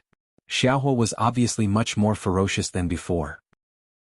Although Feifei's cultivation level wasn't as high as Xiaohua's, its bewitching technique was quite special. Chapter 233. The two spiritual beasts caused a huge ruckus, trampling on Mingxin residents to an outrageous degree. Xiuqin and Qingqi, who lived nearby, ran over to take a look. Their faces turned green. Martial Uncle Emo. She was here, but they were the ones cleaning up Mingxin residents. Emo Chenga raised her hand to stop them. Wait a minute. Xiuqin stomped her foot. If we wait any longer, the house will be burned. What Xiaohua sprayed was Sun Real Fire, so the fence was already burning. Emo Chenga never liked to deliberately torment others. Seeing Xiuqin and Qingqi anxiously running around in circles, she felt bored, but she still used her divine comprehension to call back the two spiritual beasts. Feifei had a contract with her, but Xiaohua had a mysterious connection with Emo Chenga because of the virtual sky world. Now that Xiaohua received her divine comprehension, it fiercely chased after her for a while. When it saw Feifei jumping into her arms, it wagged its tail, ran over, and lay on her lap motionlessly. Okay, you two can't fight in the future. You have to be as close as brothers, understand? As she lectured them, she took out 2 medicinal pills and fed them. She thought maybe she should also establish a spiritual beast contract with Xiaohua. Feifei didn't care about it. It ate countless spiritual plants and spiritual medicines in the virtual sky world these days, so it just happily took her medicinal pills. Xiaohua's eyes widened when it saw the medicinal pills. Unexpectedly, Emo Chenga hadn't been back for more than 20 years, so its medicinal pills had long been finished. After feeding Xiaohua several medicinal pills, she watched as Xiaohua ran into the living room, found a corner, and curled up to cultivate. She then turned around and asked Yi Jinji, when did Xiaohua make a realm breakthrough? Yi Jinji thought for a while, then said, about 15 years ago when I was about to finish feeding it medicinal pills. Then how come it's already in the peak of the 3rd rank now? Emo Chenga was puzzled. If it finished its medicinal pills, it shouldn't be able to cultivate so fast, right? Yi Jinji answered, I told Master about this and he never forgot to concoct medicinal pills for Xiaohua all these years. Emo Chenga thought for a while, then asked in surprise, did you show Xiaohua's medicinal pills to your master? And, upon hearing Yi Jinji's answer, Emo Chenga became anxious. Didn't I tell you that the medicinal pills I gave you, whether it's for you or Xiaohua, can't be shown to other people? Upon seeing her furrowing her brows, Yi Jinji was alarmed. Auntie, it wasn't me who showed it to Master. It was Master who saw Xiaohua eating medicinal pills, so he took it over to have a look. However, he was still puzzled. Master didn't do anything after he saw it, so what happened? Did your master see anything? Emo Chenga calmed down and cast a glance at Xiuqin and Qingqi, who were busy tidying up the medicinal fields. They didn't pay any attention to her at all. What did he say? Tell me his reaction in detail. Although Yi Jinji was puzzled, he still explained everything in detail. Master looked at that medicinal pill for a long time. I was also worried that something might have gone wrong, but in the end, Master only said that he also knew how to concoct this medicinal pill. He also said he'd let him study this pill and that he'd return the bottle to me. He is my master, how could I dare to say no? Moreover, Master didn't say anything was wrong, so I felt relieved. At this point, Yi Jinji asked cautiously, Auntie, what's the problem with the medicinal pills in the end? Can't we let others know? Emo Chenga broke out in a cold sweat. What should she say? Luo Fengxue once said that senior martial brother Shoujing's pill concocting skills were the best in Clear Spring Peak. Even Master couldn't compare to him, so how could he not see that there was something wrong with that medicinal pill? That medicinal pill was only an ordinary beast spirit pill for spiritual beasts, but its ingredients were spiritual plants that were at least 1,000 years old. Who would use 1,000-year-old spiritual plant to concoct a beast spirit pill? Ordinary people could only use it for a few dozen years at most, or 100 years at most. She took a deep breath and tried hard to calm herself down.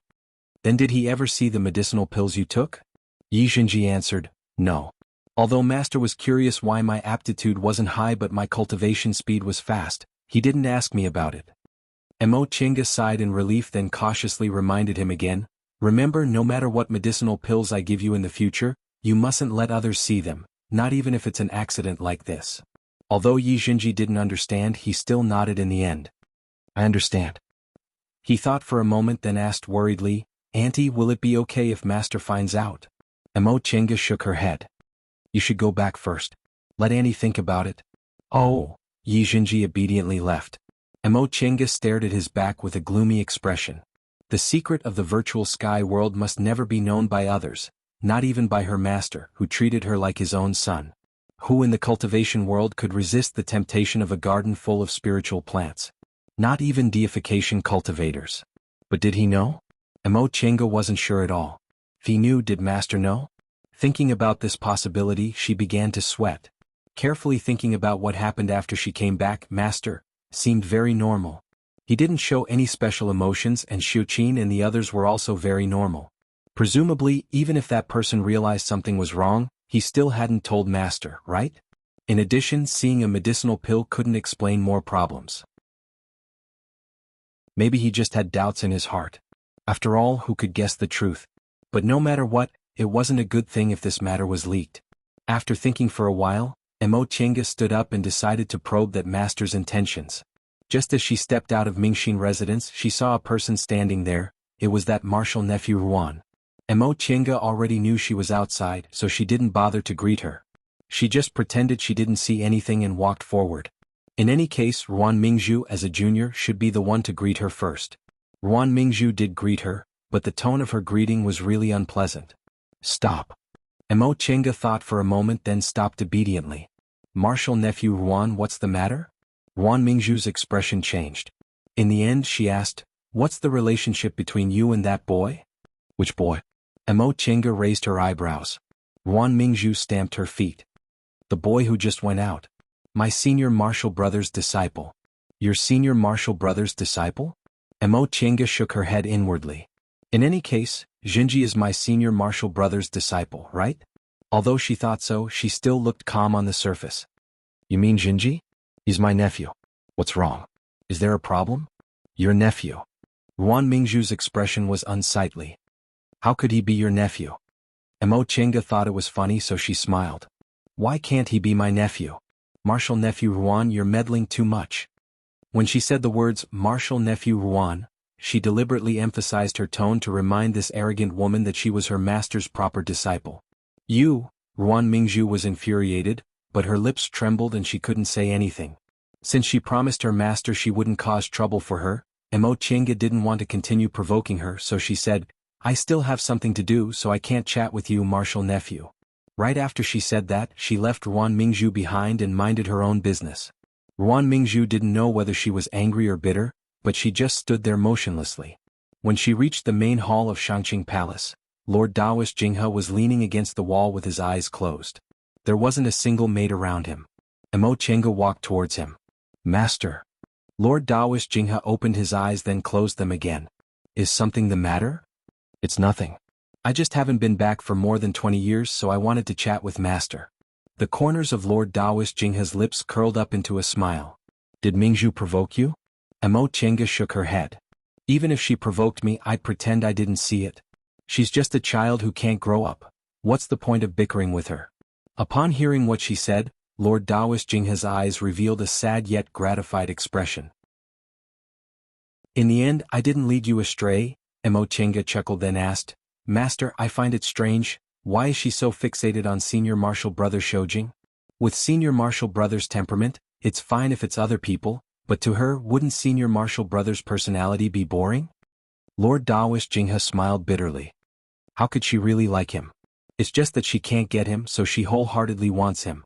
I can only blame myself for spoiling her like this. She must get whatever she wants. Finally, there's one thing she can't get with great difficulty, so she fell into a demonic barrier. Speaking up to this point, he thought in his heart, wasn't that brat also like this in the beginning? If he hadn't encountered that deification cultivator, he probably wouldn't have this kind of thought about Mo Tienga. At most, he would only have a slightly favorable impression of her, right? However, two deification cultivators suddenly appeared in front of him, causing his favorable impression to fall through, so he became obsessed. The more he couldn't get her, the deeper his obsession became, and in the end he fell into a demonic barrier. As for what that brat liked about Mo Tienga, he probably couldn't say it himself. It turned out he only admired her, paid attention to her, and was only curious about her. If there were no other factors, maybe he would have been like this in this lifetime. Or maybe, after several hundred years, this kind of feeling would have slowly faded. However, something like that happened again, causing him to fall into his own psychological trap. The more he couldn't get her, the more he paid attention to her. The more he thought about her, the more he couldn't bear to part with her. Some feelings couldn't be counted clearly, and some feelings didn't even have a beginning. Mo Tienga was scared by Lord Daoist Jinghe's gaze, and that terrifying thought appeared again. Does Master really know? Is this a test? After a long time, Lord Daoist Jinghe withdrew his gaze. Don't worry about Mingzhu. When this matter is over, let her return to the branch courtyard. She can't stay here anymore. Mo Tienga breathed a sigh of relief. His tone didn't have any abnormalities. She thought for a while, then asked, Master, is Senior Martial Brother Shoujing going to form his nascent soul soon? When this matter was brought up, Lord Daoist Jinghe looked worried and hesitated a bit. He's already in the peak stage of the core formation realm, and the materials for forming his nascent soul have long been prepared. According to reason, he can indeed enter closed-door meditation to form his nascent soul. Seeing that Lord Daoist Jinghe looked worried, Mo Tienga couldn't help but ask, Does Master think there's a problem? It's hard to say. Lord Daoist Jinghe shook his head. I always feel this brat will encounter a big problem when he forms his nascent soul, but he's determined and can't be stopped. A big problem? Mo Tienga thought silently. Master has long said he's too anxious, but why didn't he have this kind of problem before? What's the reason that makes his mental state have a problem that even Master thinks is difficult to deal with? Fine, I'll let him form his nascent soul. Lord Daoist Jinghe said faintly, but the worry in his eyes didn't fade away. That child has always been stubborn, and he's always had his own ideas.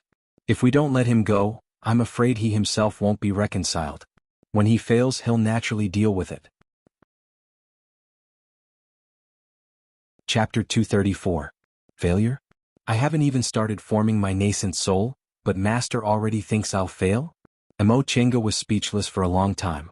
She couldn't explain her feelings. After a long time she said, Master, when I met the two deification seniors, I got a batch of spiritual plants that were several thousand years old. Because I couldn't use them with my current realm, I kept them. If Senior Martial Brother Shoujing needs them, he might as well use them to concoct medicinal pills. I think they'll help him form his nascent soul. Lord Daoist Jinghe looked up at her with an inexplicable expression in his eyes. Several thousand years old spiritual plants? A batch? Nowadays, spiritual plants over 1,000 years old aren't easy to get. Are you willing to give them to me? Mo Tienga chuckled. Ever since I came to Shenqing School, the school has never been stingy with the disciples they give me. It can be said that most of the treasures I have now come from the school. If I didn't have a school and a master, I'd be nothing. If Master thinks it's necessary, I'm naturally willing to give them to you. Oh. Lord Daoist Jinghe looked disappointed or gratified. He thought for a while and shook his head. No need. That brat has always been cautious. I've also examined him and I've prepared more than enough. If he still fails, it can only be said that his luck is bad. Besides, you should also prepare for your core formation. I remember that your pill concocting skills are also passable, right? Mo Tienga hesitated. Disciples' pill concocting skills are mediocre. Lord Daoist Jinghe smiled. Girl, you're too modest. I know your pill concocting skills are definitely better than the concoctions masters in the school since you've never gone out to find a concocting master to refine pills for you. I'll prepare dustless pills and other things for you to form your gold core, but it'll take you 10 to 20 years to cultivate until you reach the peak stage of the foundation building realm. Whatever you need to prepare, do it yourself. If there's anything you can't think of, just tell me. Thank you, Master. Mo Tienga was very grateful. This master was never stingy when it came to external things. Although the school had its own rules that dustless pills and other things could be distributed to disciples in the peak stage of the foundation building realm, since master said he'd get her more than one set. Lord Daoist Jinghe thought for a while then said, "You don't have to go all out on the magic formation on the main peak. I've gone inside to explore it. It's very powerful. Although it's not life-threatening, you'll inevitably suffer some injuries. Right now it's more important for you to form your gold core, so don't get injured if you can. If you're almost there, don't advance. Otherwise the gains won't make up for the losses." Got it? After a while she asked again, "Master, I want to form my gold core, so you let me travel outside first. What about senior martial brother Shoujing? Why is it that after being in seclusion for more than 30 years, you still don't need to go out before forming your nascent soul?" Lord Daoist Jinghe was playing with a small magic weapon in his hand. When he heard what Emo Chenga said, he raised his head and looked at her playfully. "I say, why do you seem to be asking about that brat today? You weren't so nosy before." Emo Chenga's eyes shifted, but she soon said, "Master, you're thinking too much. Isn't that because Jinji's following him now? If senior martial brother Shoujing can form his nascent soul, Jinji's status will rise accordingly." Really? Lord Daoist Jinghe cast her a sidelong glance. Right now, Jinji was only in the early stage of the foundation building realm. If he wanted to reach the middle stage, it would take him at least 10 to 20 years. He was very far from the core formation realm, so did he need a nascent soul master? Of course. Emo Chenga insisted. "Master, quickly tell me." Lord Daoist Jinghe answered carelessly, "That brat can handle everything by himself. In fact, with his mental state, forming his nascent soul shouldn't be a problem. If he didn't have a mental barrier, I wouldn't be worried." Mental barrier? It's nothing. Lord Daoist Jinghe immediately smoothed things over. The most important thing in soul formation is the inner demon.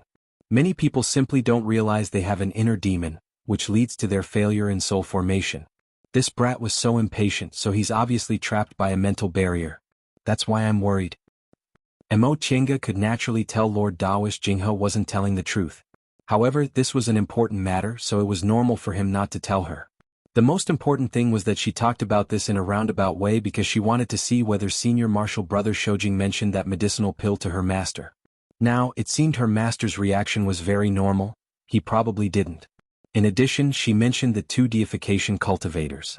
If they asked in the future, she could explain the source of the medicinal pill's materials. With that thought in mind, she found an excuse to leave. Xiaohua just burned the medicinal fields. I'll go see if Xiuqin and the others have finished cleaning. Huh? Didn't you want to talk to Master? Why are you leaving after saying a few words? I'm done.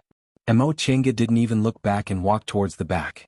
Lord Daoist Jinghe was left muttering, "These children, each one is stranger than the other." Emo Chenga regained her cheerful mood after realizing everything was fine. She walked towards Mingxin residence, but she found Ruan Mingzhu still standing there. This woman, who Emo Chenga thought was arrogant and despotic, was currently dazed. She stared blankly at the maids bustling about inside Mingxin residence, her gaze filled with disappointment. Ruan Mingzhu seemed startled to see her coming. Seeing as she didn't seem to want to greet her, Emo Chenga didn't say anything and was about to enter Mingxin residence.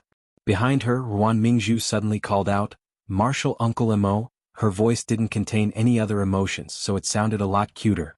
Emo Chenga turned around. "Martial nephew Ruan, is there something wrong?" Ruan Mingzhu bit her lip. After hesitating for a long time, she finally said, "Martial Uncle Emo, would you like to come to my Zhili building?" Emo Chenga was stunned. She almost thought she heard wrong. Is this really Ruan Mingzhu? When she heard me call her martial nephew Ruan, she didn't show any emotions at all and even asked me to come to her building with a slightly pleading tone. "Martial Uncle Emo?" Ruan Mingzhu shouted again, her pleading tone becoming stronger. They don't want to talk to me. I just want to talk to someone." Emo Chenga turned around to look at her courtyard. Xiuqin and the others were still busy. It wasn't a big deal if they got dirty, they could be fixed with a few small spells. However, the 2 spiritual beasts also trampled on the medicinal fields just now, so it would probably take some time to deal with them. She muttered to herself for a moment, then said, "All right." Ruan Mingzhu was delighted to hear that.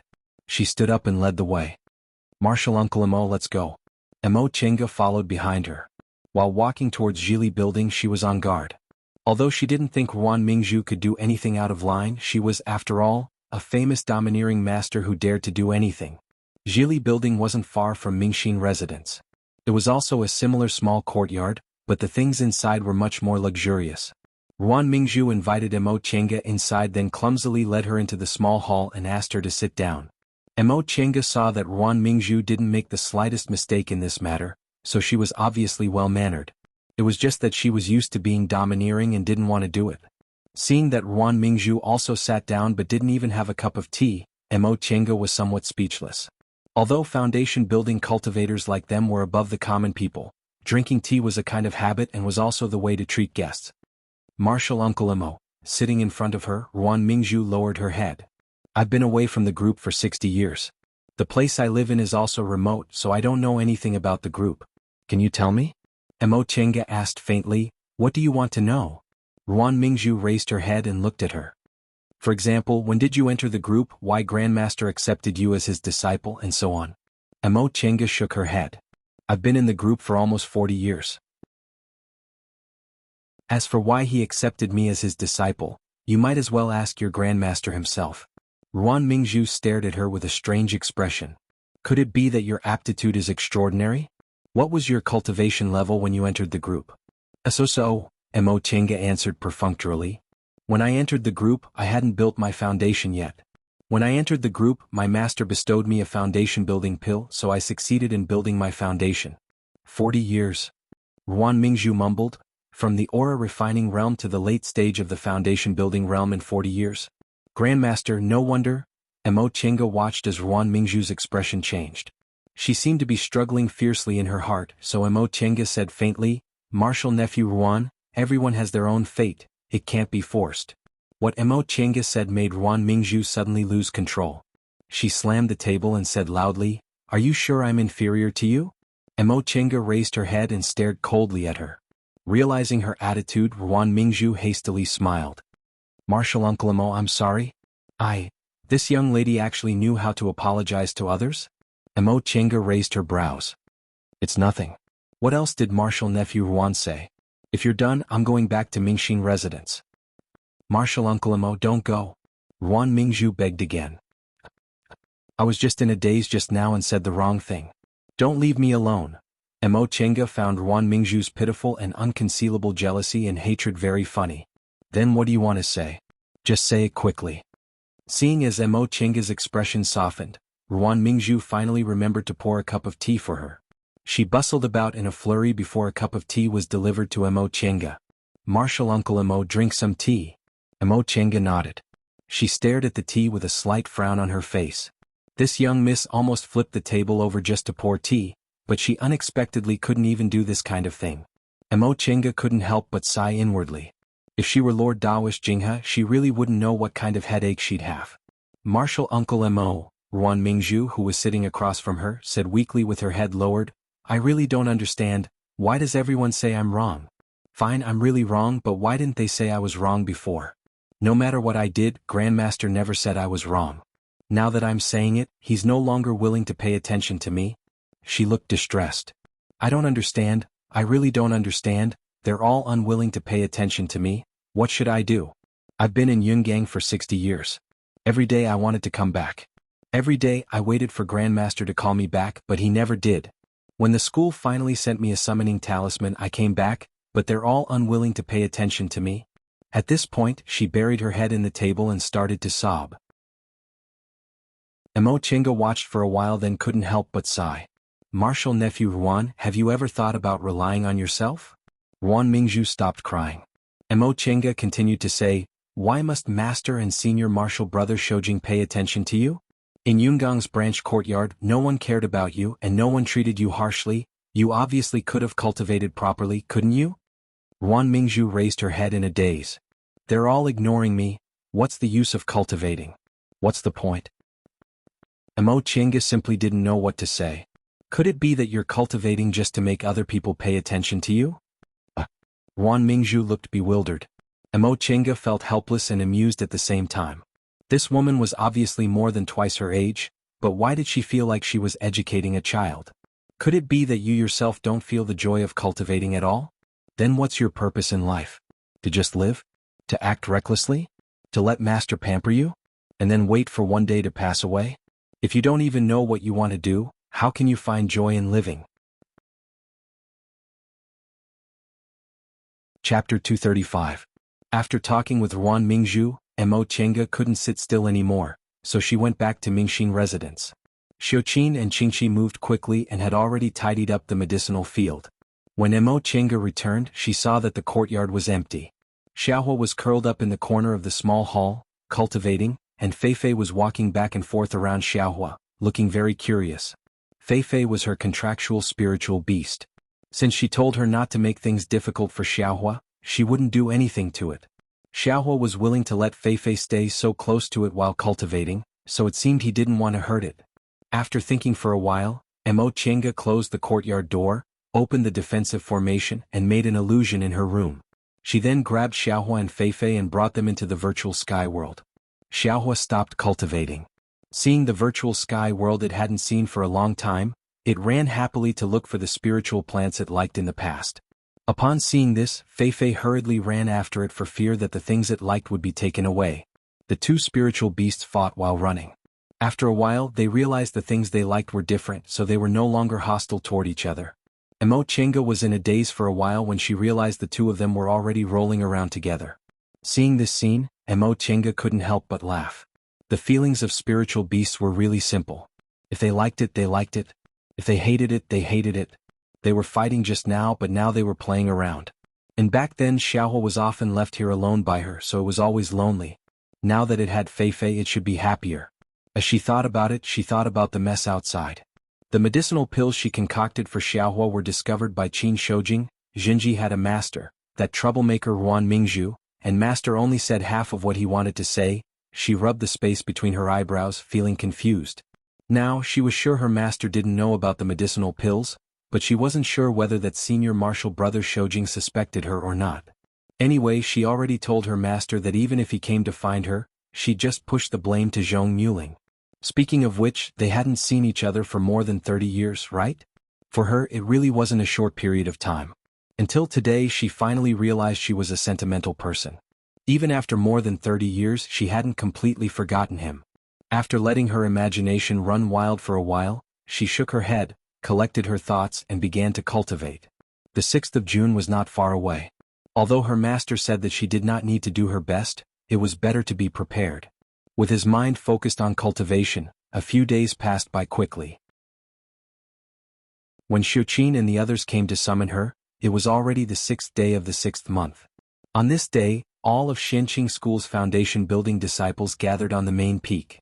Xiuqin and the others were no exception. Mo Chenga saw many familiar faces in the crowd. Han Qingyu, Wei Jiasi, Luo Fengxue, Yi Jingwen, Guangzhu, Zhan Bai. With such an important matter at hand, no one was in the mood to chat. They greeted each other and stood in line. Han Qingyu and the others were in the same group as Mo Chenga. Luo Fengxue leaned against Mo Chenga and chatted with her. Mo Chenga looked around and unexpectedly found Bai Yanfei in her group. After thinking for a while, she finally understood. Her group should be the one with the highest status among the foundation building cultivators. Everyone was a disciple of a nascent soul cultivator, so Bai Yanfei was naturally here. After several decades of not seeing each other, Bai Yanfei had become a lot calmer. Although he still looked arrogant, he wasn't as frivolous as before. What made Mo Chenga feel relieved was that ever since she arrived, Bai Yanfei didn't even glance at her. It seemed he no longer had any feelings for her. Interestingly, there was a young girl standing not too far from Bai Yanfei. From time to time, she would glare at him with an angry expression. However, Bai Yanfei pretended not to see anything and didn't even bat an eye. Luo Fengxue, who noticed Mo Chenga's gaze, came over and whispered, "You should know this junior martial brother Bai, but you've never seen that junior martial sister Jiang, right?" Mo Chenga also whispered, "So that's junior martial sister Jiang from Peak of Drifting Clouds. I think she's not bad. Although she's not an outstanding beauty, she's still pretty and pleasant." "Yes." Luo Fengxue chuckled. "In terms of appearance, junior martial sister Jiang isn't bad. Unfortunately, her personality is similar to our senior martial sister Ruan." Although Lord Taoist Shenin had already established his own group, Luo Fengxue still called him by his old address. Mo Chenga cast a sidelong glance at the other group. Seeing that Ruan Mingzhu was in low spirits and didn't have any of her usual arrogance, she smiled and said, it seems you really don't like that senior martial sister Ruan. It'd be strange if I liked her. Luo Fengxue curled her lips and said, although second senior martial sister's personality isn't good, she's never harmed people. She harmed second senior martial sister so miserably, so how could I possibly like her? Speaking of this, Mo Chenga looked at the solemn-looking Wei Jiasi. To her surprise, Wei Jiasi also advanced to the late stage. Senior martial sister Wei made a realm breakthrough? Luo Fengxue said, Senior martial sister Wei finally understands. She's already more than 100 years old now. If she doesn't strive to form her gold core as soon as possible, it'll be difficult for her in the future.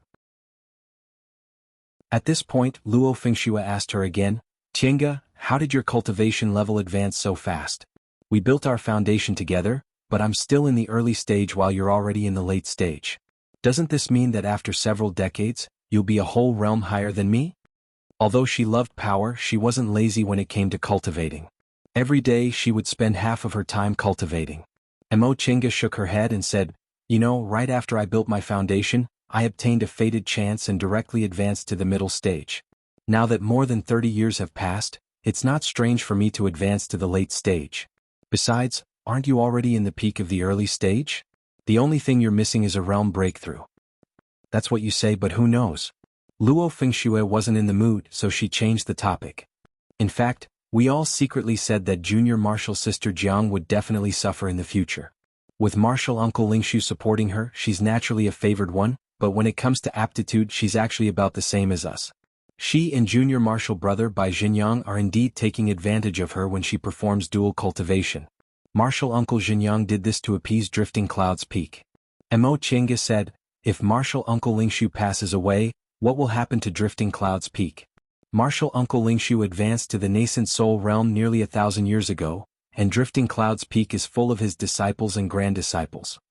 Luo Fengxue curled her lips.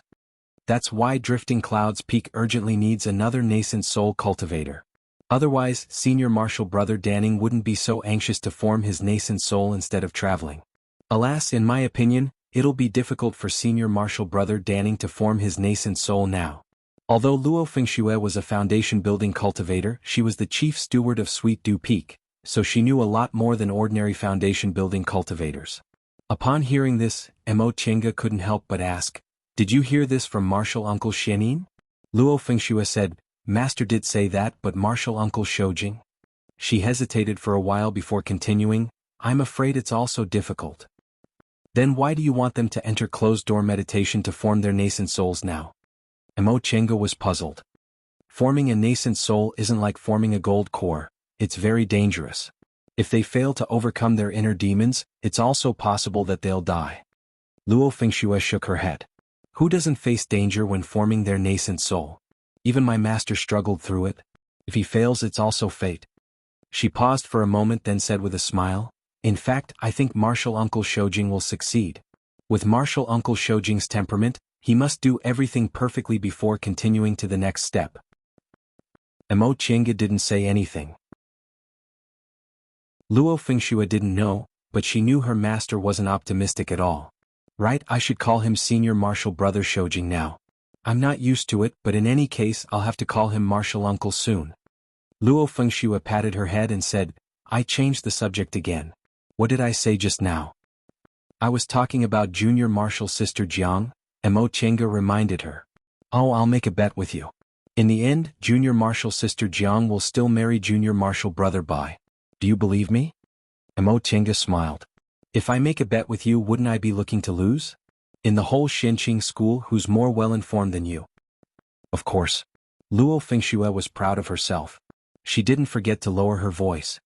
Last time, because junior martial brother Bai refused, junior martial sister Jiang wreaked havoc in Morning Sun Peak.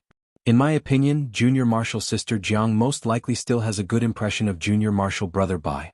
Because of this, junior martial brother Bai's refusal made her feel embarrassed. Unruly junior martial sister Jiang and arrogant junior martial brother Bai. This combination made Mo Chenga laugh. If that's really the case, we'll have a good show to watch every day. Who said it wasn't? Luo Fengxue chuckled. Besides, junior martial brother Bai actually doesn't have any moral integrity. Although he refused, What if martial uncle Jinyang insisted that he and junior martial sister Jiang perform dual cultivation? Junior martial sister Jiang can be considered beautiful, so he'll definitely give in. At this point, Luo Fengxue curled her lips. In my opinion, martial uncle Jinyang is the one who benefits the most. Now that he let junior martial brother Bai and junior martial sister Jiang form a dual cultivation relationship, everyone thinks he's kind, but this matter definitely won't only benefit Peak of Drifting Clouds. Senior martial brother Danning's chances of successfully forming his nascent soul aren't high, and there aren't many other Peak of Drifting Clouds disciples who have a chance, but junior martial brother Bai's chances of forming his nascent soul in the future are very high. When junior martial brother Bai forms his nascent soul, he can enter Peak of Drifting Clouds. How great would that be? Mo Chenga was silent for a while, then said, but with junior martial brother Bai's current cultivation level, he'll need at least 200 or 300 years to form his nascent soul, right? During this time, our Shenqing school might have more than one nascent soul cultivator. At that time, wouldn't Peak of Drifting Clouds be divided? Luo Fengxue was stunned. You're right.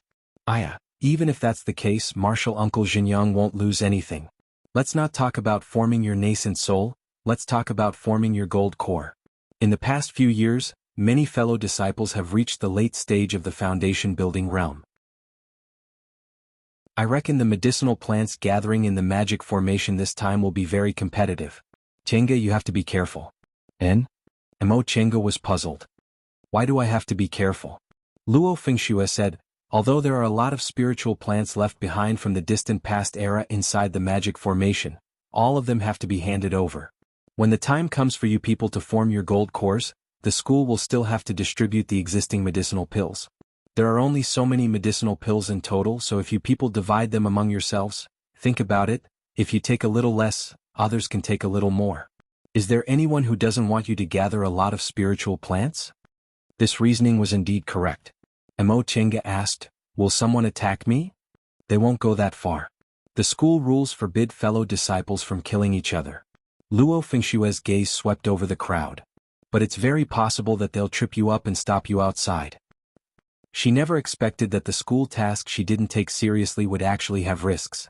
Fortunately, her master already told her that protecting herself was more important. Come, there are some people you have to be careful of. I'll point them out to you. Chapter 236. The people Luo Fengxue pointed out to Mo Chenga were all in the late stage of the foundation building realm or were about to reach the peak stage of the foundation building realm in order to advance to the core formation realm. Among them there were both elite disciples and ordinary disciples. These people all plan to advance to the core formation realm in the near future, and their temperaments aren't very good, so you have to be extra careful. In addition, as long as they're in the late stage of the foundation building realm, you have to be careful. Although Luo Fengxue's cultivation level wasn't outstanding, she was very experienced in handling things. Mo Chenga noted her words down. I understand. Luo Fengxue smiled again. In fact, you don't have to be too careful. In any case, this is a formation to test disciples. Even if something happens, you'll just be transported out. Besides, with Grandmaster's personality, even if you don't get anything, he definitely won't treat you badly when you advance to the core formation realm. Mo Chenga also smiled. You really know Grandmaster well. How could I not? Luo Fengxue giggled. As long as I understand Grandmaster's personality, it's too easy to get things from him. Mo Chenga couldn't help but want to laugh. Others said Lord Daoist Jinghe was rude, bloodthirsty, and temperamental, but his disciples and grand disciples understood his preferences and could do whatever they wanted. While the two of them were talking, a nascent soul cultivator and several core formation cultivators walked in from the outside. They were Lord Daoist Jinyang, the head Grand Supreme Elder, the school head, and various managing elders. After Lord Daoist Jinyang arrived, he sat on the seat of honor and closed his eyes in silence. The school head, who stood next to him, stepped forward. School head Shen Yijin was Lord Daoist Jinyang's disciple. Although he was known as the school head of Shenqing School, Lord Daoist Jinyang was in charge of the big things and the managing elders of the various peaks had already taken care of the small things. As the school head, Shen Yijin only spoke for Lord Daoist Jinyang when they encountered small things. But in any case, he was the school head of Shenqing School, and his status was much higher than foundation building disciples like them. Once he stepped forward, the disciples who were whispering to each other all quieted down. Shen Yijin swept his gaze across the hall and said, Dear disciples, I believe that the masters of the various peaks have already roughly explained to you the reason for summoning everyone back to the mountain. Today I will tell you in detail once more. Not long ago, we discovered a spirit array at the foot of the main peak. This spirit array is extremely complicated. It is a huge spirit array formed by hundreds and thousands of small spirit arrays. According to the Grand Supreme Elder's research, this formation was not dangerous. It should have been used by the ancient cultivation sects to test their disciples. Now that hundreds of thousands of years have passed, this array still retains some of its functions, and a small part of the rewards for the disciples is still intact. Also, the most important thing is that the spiritual chi environment of hundreds of thousands of years ago is still preserved in the array. After hundreds of thousands of years of reproduction, the originally unremarkable spiritual herbs have become a huge wealth in the present day. At this point, Shenijin looked at the reactions of the disciples.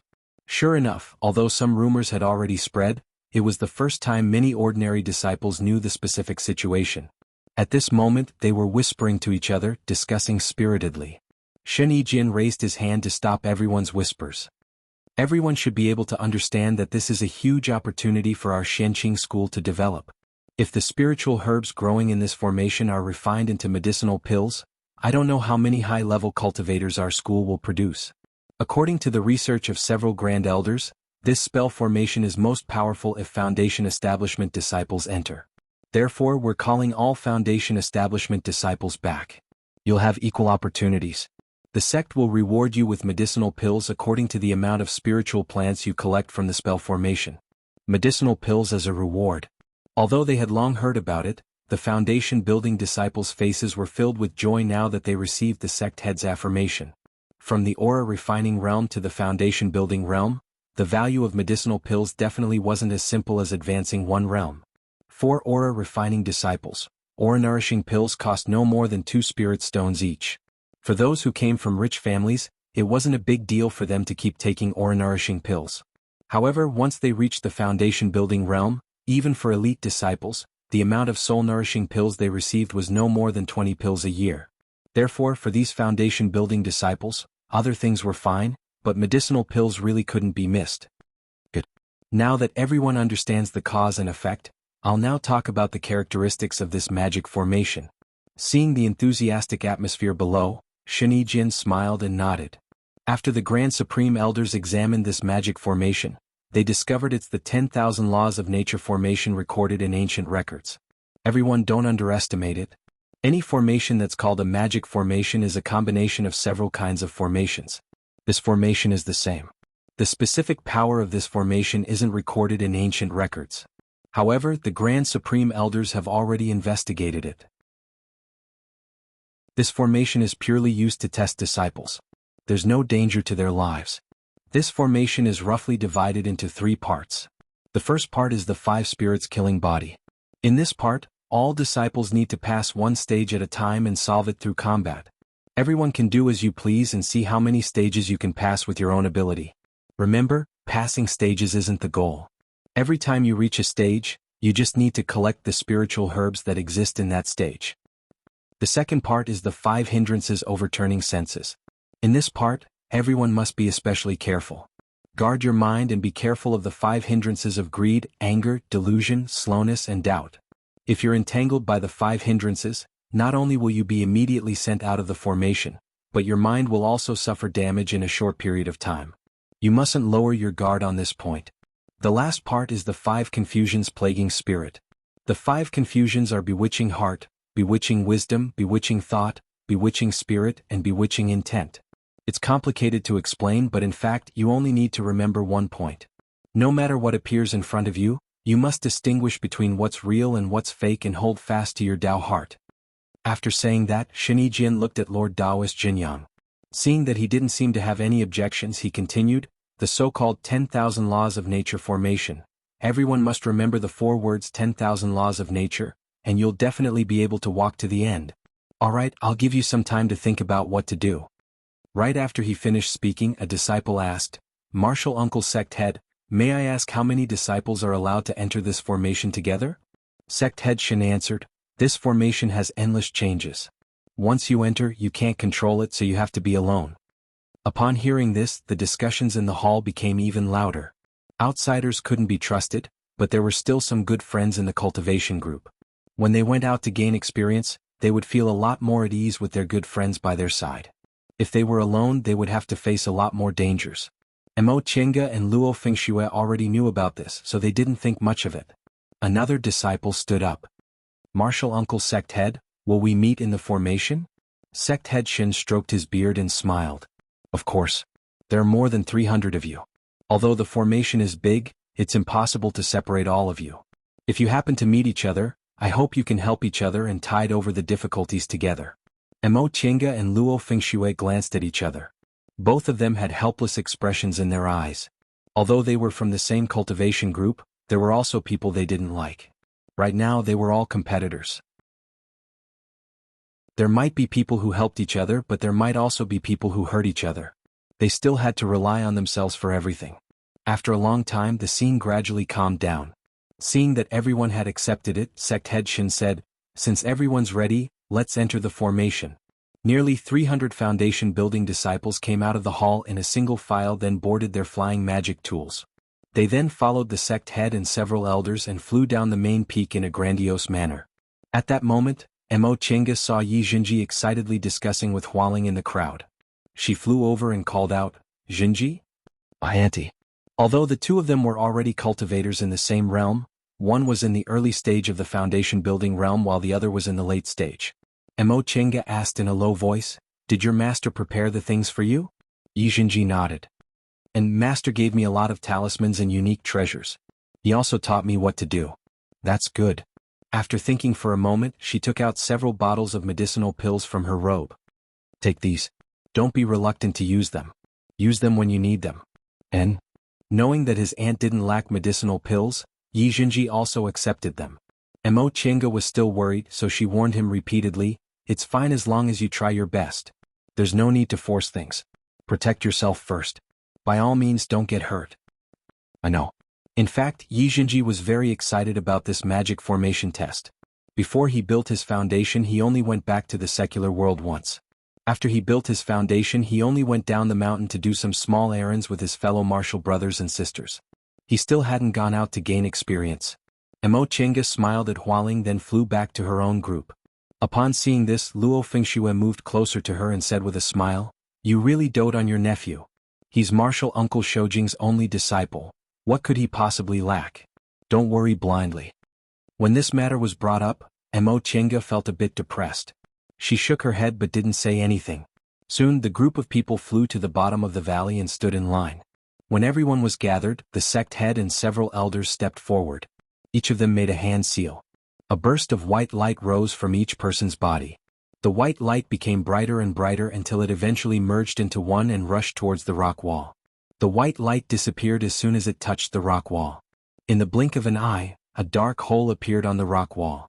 Then they began to lay an extremely complicated formation in front of the hole and embedded pieces of high-grade spirit stones. Upon seeing these high-grade spirit stones, all the foundation building disciples' eyes lit up. These were high-grade spirit stones. Foundation building disciples like them rarely saw middle-grade spirit stones, but the number of high-grade spirit stones they took out all at once was at least several hundred. When they finished laying the spirit stones, several elders struck their palms together. The formation flashed and several hundred high-grade spirit stones flashed, starting to continuously supply spiritual aura to the formation. School head Shin turned around and said loudly, "Disciples, as you can see, the operation of this magic formation consumes too many spirit stones. After it's open this time, it'll be at least 30 to 50 years before it can be opened again.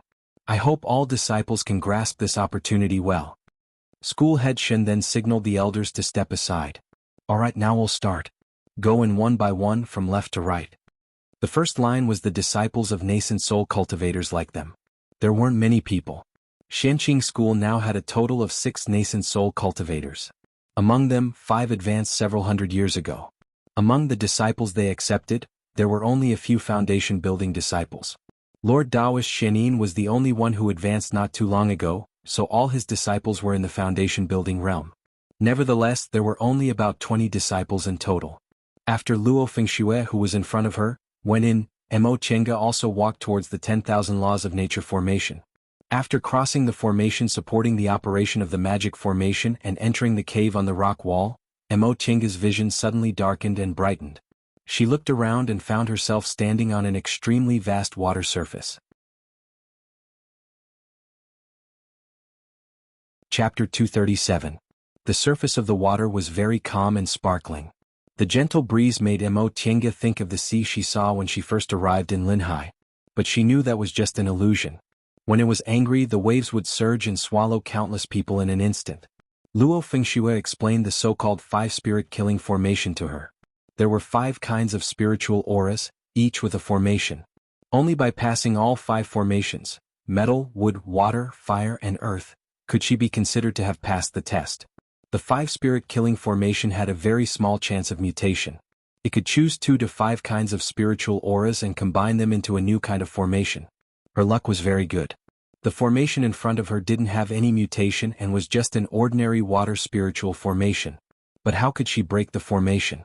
Metal gave birth to water, water gave birth to wood, earth restrained water, and water restrained fire. Therefore she couldn't use the elements of metal and fire. It was better to use the 2 elements of wood and earth or magic weapons. Mo Chinga pondered for a while. Her magic weapons didn't have any clear 5 elements, so she might as well use talismans. Once she made up her mind, she took out an earth magic talisman and flew high. Looking down from above, the surface of the water was boundless, but there weren't any waves, so she couldn't see any danger. But the calmer it was, the more unusual it was. How could a formation specially used to test people's ability in fights of magical powers be calm? Mo Chinga made a hand seal and threw several talismans down. As soon as these talismans touched the surface of the water, they made deafening rumbling sounds. Wind and waves finally rose.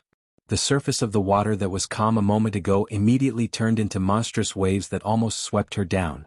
The surging spiritual aura tried to cut her apart. Mo Chinga stopped in midair and steadied her mind. This formation was only the first test to enter the 10,000 laws of nature formation, so it couldn't be considered powerful. Under her continuous attacks of earth talismans and spells, the wind and waves soon lost their strength and gradually subsided. The water under her feet began to blur. Mo Chinga smiled. She had some confidence in formations. This 10,000 laws of nature formation was too big for her to understand, but what was so scary about a small 5-spirit killing formation? Just as she thought of this, a new formation was formed, and the smile on her face froze. After a while, she showed a bitter smile and sighed. Sure enough, she couldn't be too full of herself. In front of her was a raging gale, flashes of lightning, rolling sand and stones, and raging fire. She had obviously hit the jackpot, the metal, wood, fire, and earth 4 elements mutated formation. This time, she didn't have time to think about how to break the formation. Then, the sand and stones slowly surged as if they were half alive and gradually condensed into a stone man.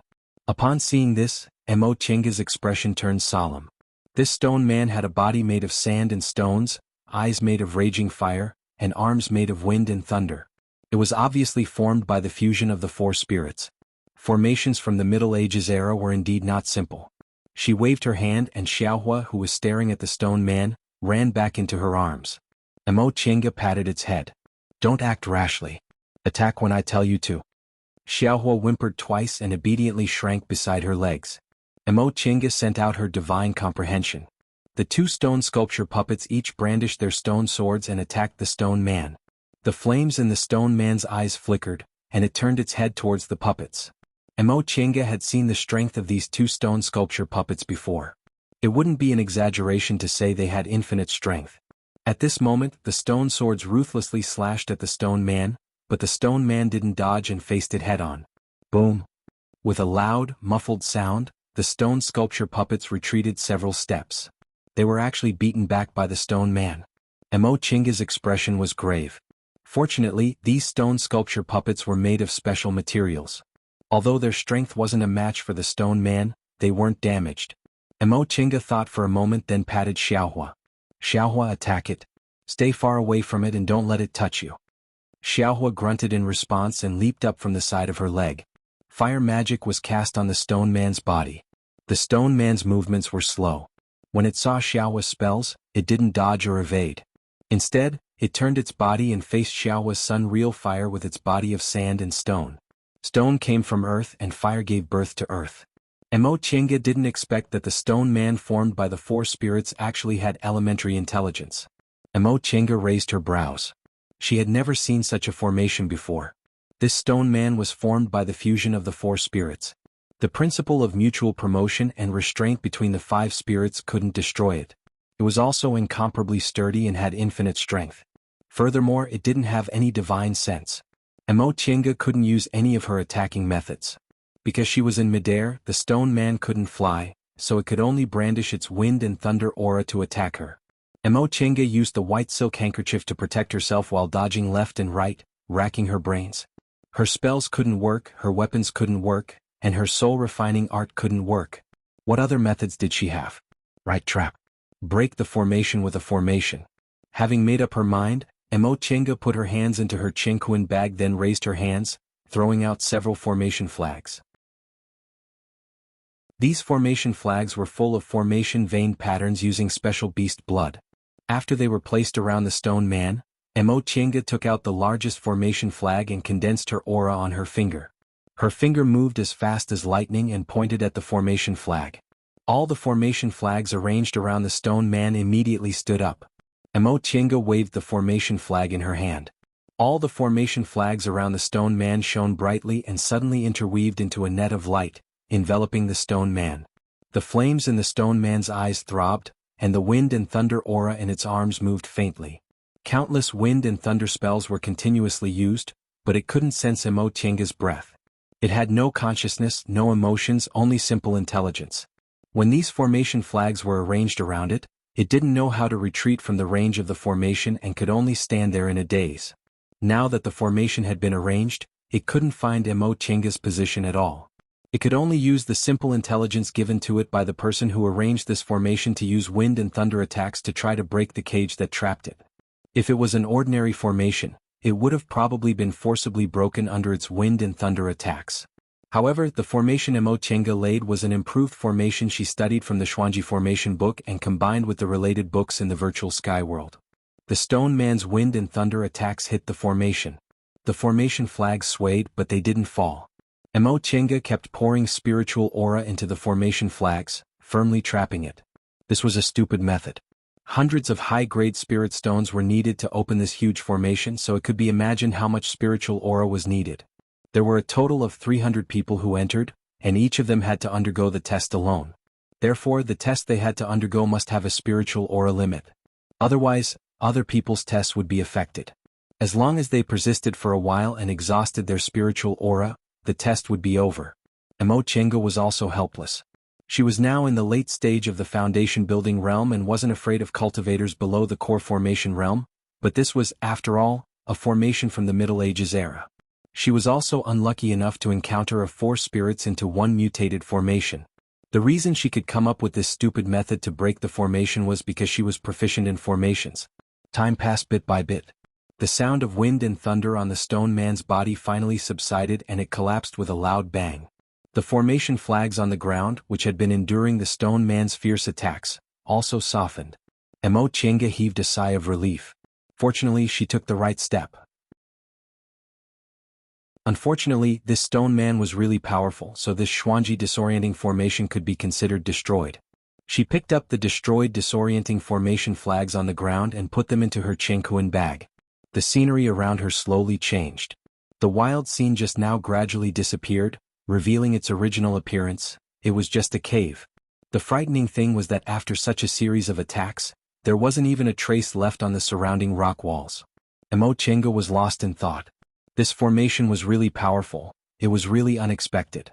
The several kinds of talismans she used in the formation, the two stone sculpture puppets' tremendous strength, and Xiaohua's sun real fire unexpectedly didn't leave a trace on the rock walls. It was clear that this formation could completely eliminate the power inside the formation.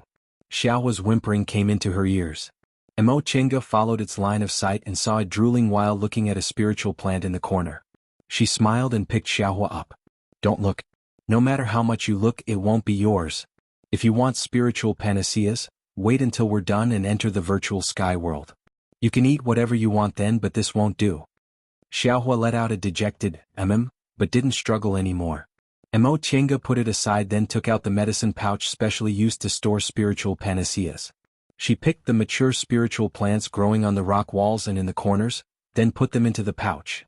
As for those that looked like seedlings or weren't mature enough, she just let them continue to grow. After she finished doing all this, she put the medicine pouch into her Chengkuan bag and walked towards the depths of the cave with Xiaohua.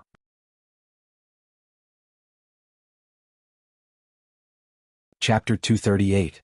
10,000 rays of sword light scattered, and the momentum of thousand directions remnant light was like a rainbow, killing countless ice-condensing beasts. In the end, these ice-condensing beasts turned into water vapor and dissipated in the air. Yi Jingwen raised his arm and drew the sword in his hand. Seeing the vast ice field under his feet gradually turning hazy and turning into a rock wall, he smiled. Although he didn't have any treasures as a sword cultivator, he had never slacked on refining his natal sword. He practiced diligently every day, so he had always been confident in fighting techniques. This ancient formation was rather difficult, and because of this, successfully breaking it gave him a sense of accomplishment. His 20 years of hard work finally didn't go to waste. After breaking the formation, he waved his arm, and the sword in his hand flew back into the scabbard on his back. Then he took out the medicine pouch distributed by the sect and carefully picked the spirit herbs growing around him. After a while, he scanned the surroundings with his divine sense. He turned around and saw that it was a cultivator from the same sect who was also in the late stage of foundation establishment. Yi Jingwen didn't pay much attention to him. Those who could break the formation in such a short time were the elites of the elites, so they usually had a tacit understanding in this situation. If they knew each other, they would work together. If they didn't, they would pretend they didn't see each other. But soon Yi Jingwen frowned because the cultivator in the late stage of foundation establishment that he didn't know started to pick the spirit herbs around him. In this cave, although there were no obvious partitions, there were slightly spacious stone rooms, connected by a slightly narrower stone path. When this person broke the formation, he was in another stone room, but now he went through the path and picked to the stone room where he was. Yi Jingwen noticed this person's method of picking herbs. He didn't care if the roots were hurt. He dug up the spirit herbs and stuffed them into the medicine pouch, so his picking speed was much faster than Yi Jingwen's. Moreover, while picking, he kept looking at the spirit herbs on Yi Jingwen's side. This was clearly a good plan from the beginning. Seeing that Yi Jingwen's picking speed was slower, he rushed to pick some back. Senior Martial Brother. Yi Jingwen couldn't help but speak. The cultivator was busy and only looked up at him hurriedly. This attitude was simply treating him like a new foundation establishment cultivator. Yi Jingwen was infuriated. He coldly said, "Have you crossed the line?" Although the cultivator was busy, he said, "What's the hurry, Junior Martial Brother? These elixirs don't belong to you alone. When we entered the array, the sect leader said that after we pass the test, we have to pick all the elixirs we see. Of course, whoever picks them belongs to them." These words sounded reasonable, but it was a little unreasonable. 4 cultivators of the same sect like them, wouldn't it be very easy for disputes to arise if they really wanted to snatch it quickly? Therefore, there were some established conventions that everyone would abide by under normal circumstances. Not only did this person not abide by the rules, but he was also twisting words and forcing logic. Although Yi Jingwen wasn't a domineering person as a sword cultivator, how could he allow others to bully him? He said coldly, "I've already picked the spiritual herbs here.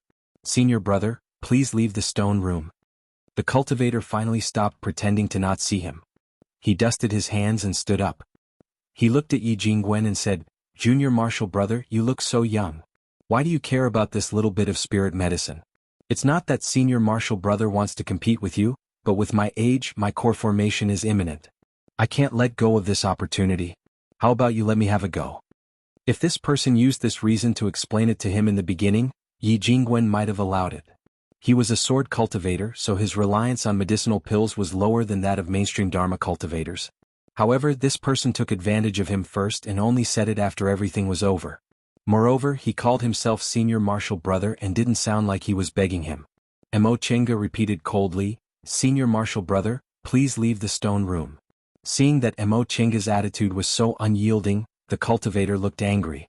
He looked at Yi Jingwen and said, "I'm Dong Shiyang, a disciple of Master Taoist Wuyang of Morning Sun Peak and a grand disciple of Grandmaster Jinyang. May I ask Junior Martial Brother's title?" He was using his identity to oppress others. Yi Jingwen said coldly, "I'm Yi Jingwen, a disciple of Master Taoist Qingyuan of Clear Spring Peak." Upon hearing what Mo Chenga said, the cultivator's eyes flashed. So Junior Martial Brother is Grandmaster Jinghe's grand disciple. Don't blame me for being like this. He looked Mo Tiange up and down, but his meaning was self-evident. Yi Jingwen became even more annoyed. Lord Daoist Jinghe's temper wasn't good, so his reputation wasn't very good. However, he never bullied his disciples. This person was also a disciple of Shenqing school, but he had this kind of attitude. How could Yi Jingwen not be angry? He immediately said angrily, "Senior Martial Brother, please conduct yourself with dignity. Don't humiliate the Grandmaster of Clear Spring Peak." "How did I humiliate him?" Dong Shiyang laughed mockingly. "Junior Martial Brother Yi, you're making something out of nothing. I didn't do anything." "You," Yi Jingwen's expression was as dark as still water. Without saying a word, his sword was already unsheathed and hovering next to him. The cultivator's expression also darkened when he saw Mo Tiange unsheathing his sword. "Junior Martial Brother, could it be that you want to attack a fellow disciple?" Yi Jingwen also laughed mockingly. "Senior Martial Brother Dong, you're also making something out of nothing. I just unsheathed my sword, yet you're accusing me of attacking you?" "You," the cultivator's face also turned pale from anger. The two of them were ready to fight, and the atmosphere was on the verge of exploding. All of a sudden, a slight explosion came from the side. Another person had broken through the formation. Dong Shiyang turned around and was delighted. "Martial Uncle Bai." Yi Jingwen's expression darkened. This person was Lord Daoist Jinyang's disciple, Bai Yanfei. Bai Yanfei's expression was very unsightly. His cultivation level was still in the middle stage of the foundation building realm. Although it was quite good for his age, he wholeheartedly wanted to compare himself with talented youths like Qin Shoujing and Li Lingxi who advanced to the core formation realm before the age of 100. Shenqing school had always been famous for producing talented cultivators. In their generation, Qin Shoujing advanced to the core formation realm at 78 years old, and Li Lingxi advanced to the core formation realm at 96 years old. Both of them were worthy of being called geniuses. As a disciple with a single spiritual root, Bai Yanfei had always disdained to compare himself with other cultivators. However, he was now 57 years old, yet he was only in the middle stage of the foundation building realm. He was almost certain that he couldn't catch up with Qin Shoujing. Even catching up with Li Lingxi would be a bit difficult. Given Bai Yanfei's arrogant personality, this was really unbearable for him. Unfortunately, after entering this 10,000 laws of nature formation, he spent a lot of effort to break the formation in the first trial, the 5 spirits killing body, and he even put himself in a very difficult situation, so he was very annoyed. Now that he heard someone calling him, he glared at them and said, "What's your name?" His tone was quite unpleasant. Dong Shiyang greeted him enthusiastically, but he was stunned by Bai Yanfei's retort. However, he realized there were other people here, so he immediately pretended he didn't care and still showed a smile. "Martial Uncle Bai, you also came out?" Bai Yanfei also realized his tone just now was too bad, so he just gave a perfunctory "in" and glanced at the two people, then continued to look for a way to go. How could Dong Shiyang let him leave like this? He immediately said, "Martial Uncle Bai, aren't you going to pick medicinal plants?" Bai Yanfei actually didn't care much about the reward this time. His master was Shenqing School's head Grand Supreme Elder, and he himself had excellent qualifications, so he never lacked medicinal pills. Nevertheless, picking medicinal plants was his main task this time, so when he heard Bai Yanfei's words, he just casually picked 2 plants. Yi Jingwen's complexion turned even greener. Bai Yanfei didn't pick the medicinal plants from the stone room he came out from. Instead, he just happened to walk to his side and squatted down to pick them. Seeing Dong Shiyang casting him a complacent glance, Yi Jingwen's expression darkened and he called out, "Martial Uncle Bai." Bai Yanfei didn't care at all. He just let out a lazy "n," because he thought Yi Jingwen was greeting him just like Dong Shiyang. But then he heard Yi Jingwen say, "Martial Uncle Bai, as an elder, shouldn't you abide by the rules?" Although he tried his best to restrain his anger, his words still carried some anger. Bai Yanfei stopped, stood up and turned around. He stared at Yi Jingwen with a frown. "What do you mean?" Yi Jingwen said, "If you want to pick medicinal plants, you should pick the medicinal plants from the stone room you came out from. This is the place I'm picking. It's fine if you don't restrain the disciples of Morning Sun Peak, but how can you break the rules?" For a moment, Bai Yanfei didn't seem to understand what Yi Jingwen was talking about. He turned to look at Dong Shiyang, but he saw Dong Shiyang looking at him with fear and trepidation. His attitude was completely different from Yi Jingwen's. With this contrast, Bai Yanfei's dissatisfaction towards Yi Jingwen also emerged. What's wrong with you? Since you're calling me martial uncle Bai, how can you talk like that? Yi Jingwen was currently in a fit of anger. Seeing that Bai Yanfei not only didn't correct his behavior but also reprimanded him with the tone of an elder, Yi Jingwen sneered. That depends on how martial uncle Bai acts as a martial uncle. You took the lead in breaking the rules, yet you still want to put on the airs of an elder? When had Bai Yanfei ever been reprimanded like that? Thinking back and forth, aside from his master, only a certain woman from Clear Spring Peak had ever reprimanded him like that. However, that was a memory he didn't want to bring up. You're so unreasonable. Of course these spiritual plants belong to whoever picks them. Why can't I pick them here? Dong Shiyang chimed in from the side. That's right. I also don't understand what this junior martial brother Yi is thinking. Presumably this is the rule of their Clear Spring Peak, but we're not from Clear Spring Peak, so why should we follow it? Clear Spring Peak. These 3 words ignited Bai Yanfei's anger. He sneered. So you're from Clear Spring Peak, Like I said. Yi Jingwen was usually very proud of Clear Spring Peak, so how could he tolerate others insulting Clear Spring Peak? He immediately shouted, Martial Uncle Bai, since you're a martial uncle, please show some self-respect. Bai Yanfei angrily said, how can I not have self-respect? Disciple, do you not respect your elders? It was obviously you who spoke rudely to your elders, yet you still dare to say that I don't have self-respect? Yi Jingwen fiercely glared at him. Martial Uncle Bai, as an elder, you didn't abide by the rules first, didn't restrict your disciples, and even showed disdain towards my Clear Spring Peak. How can you have self-respect?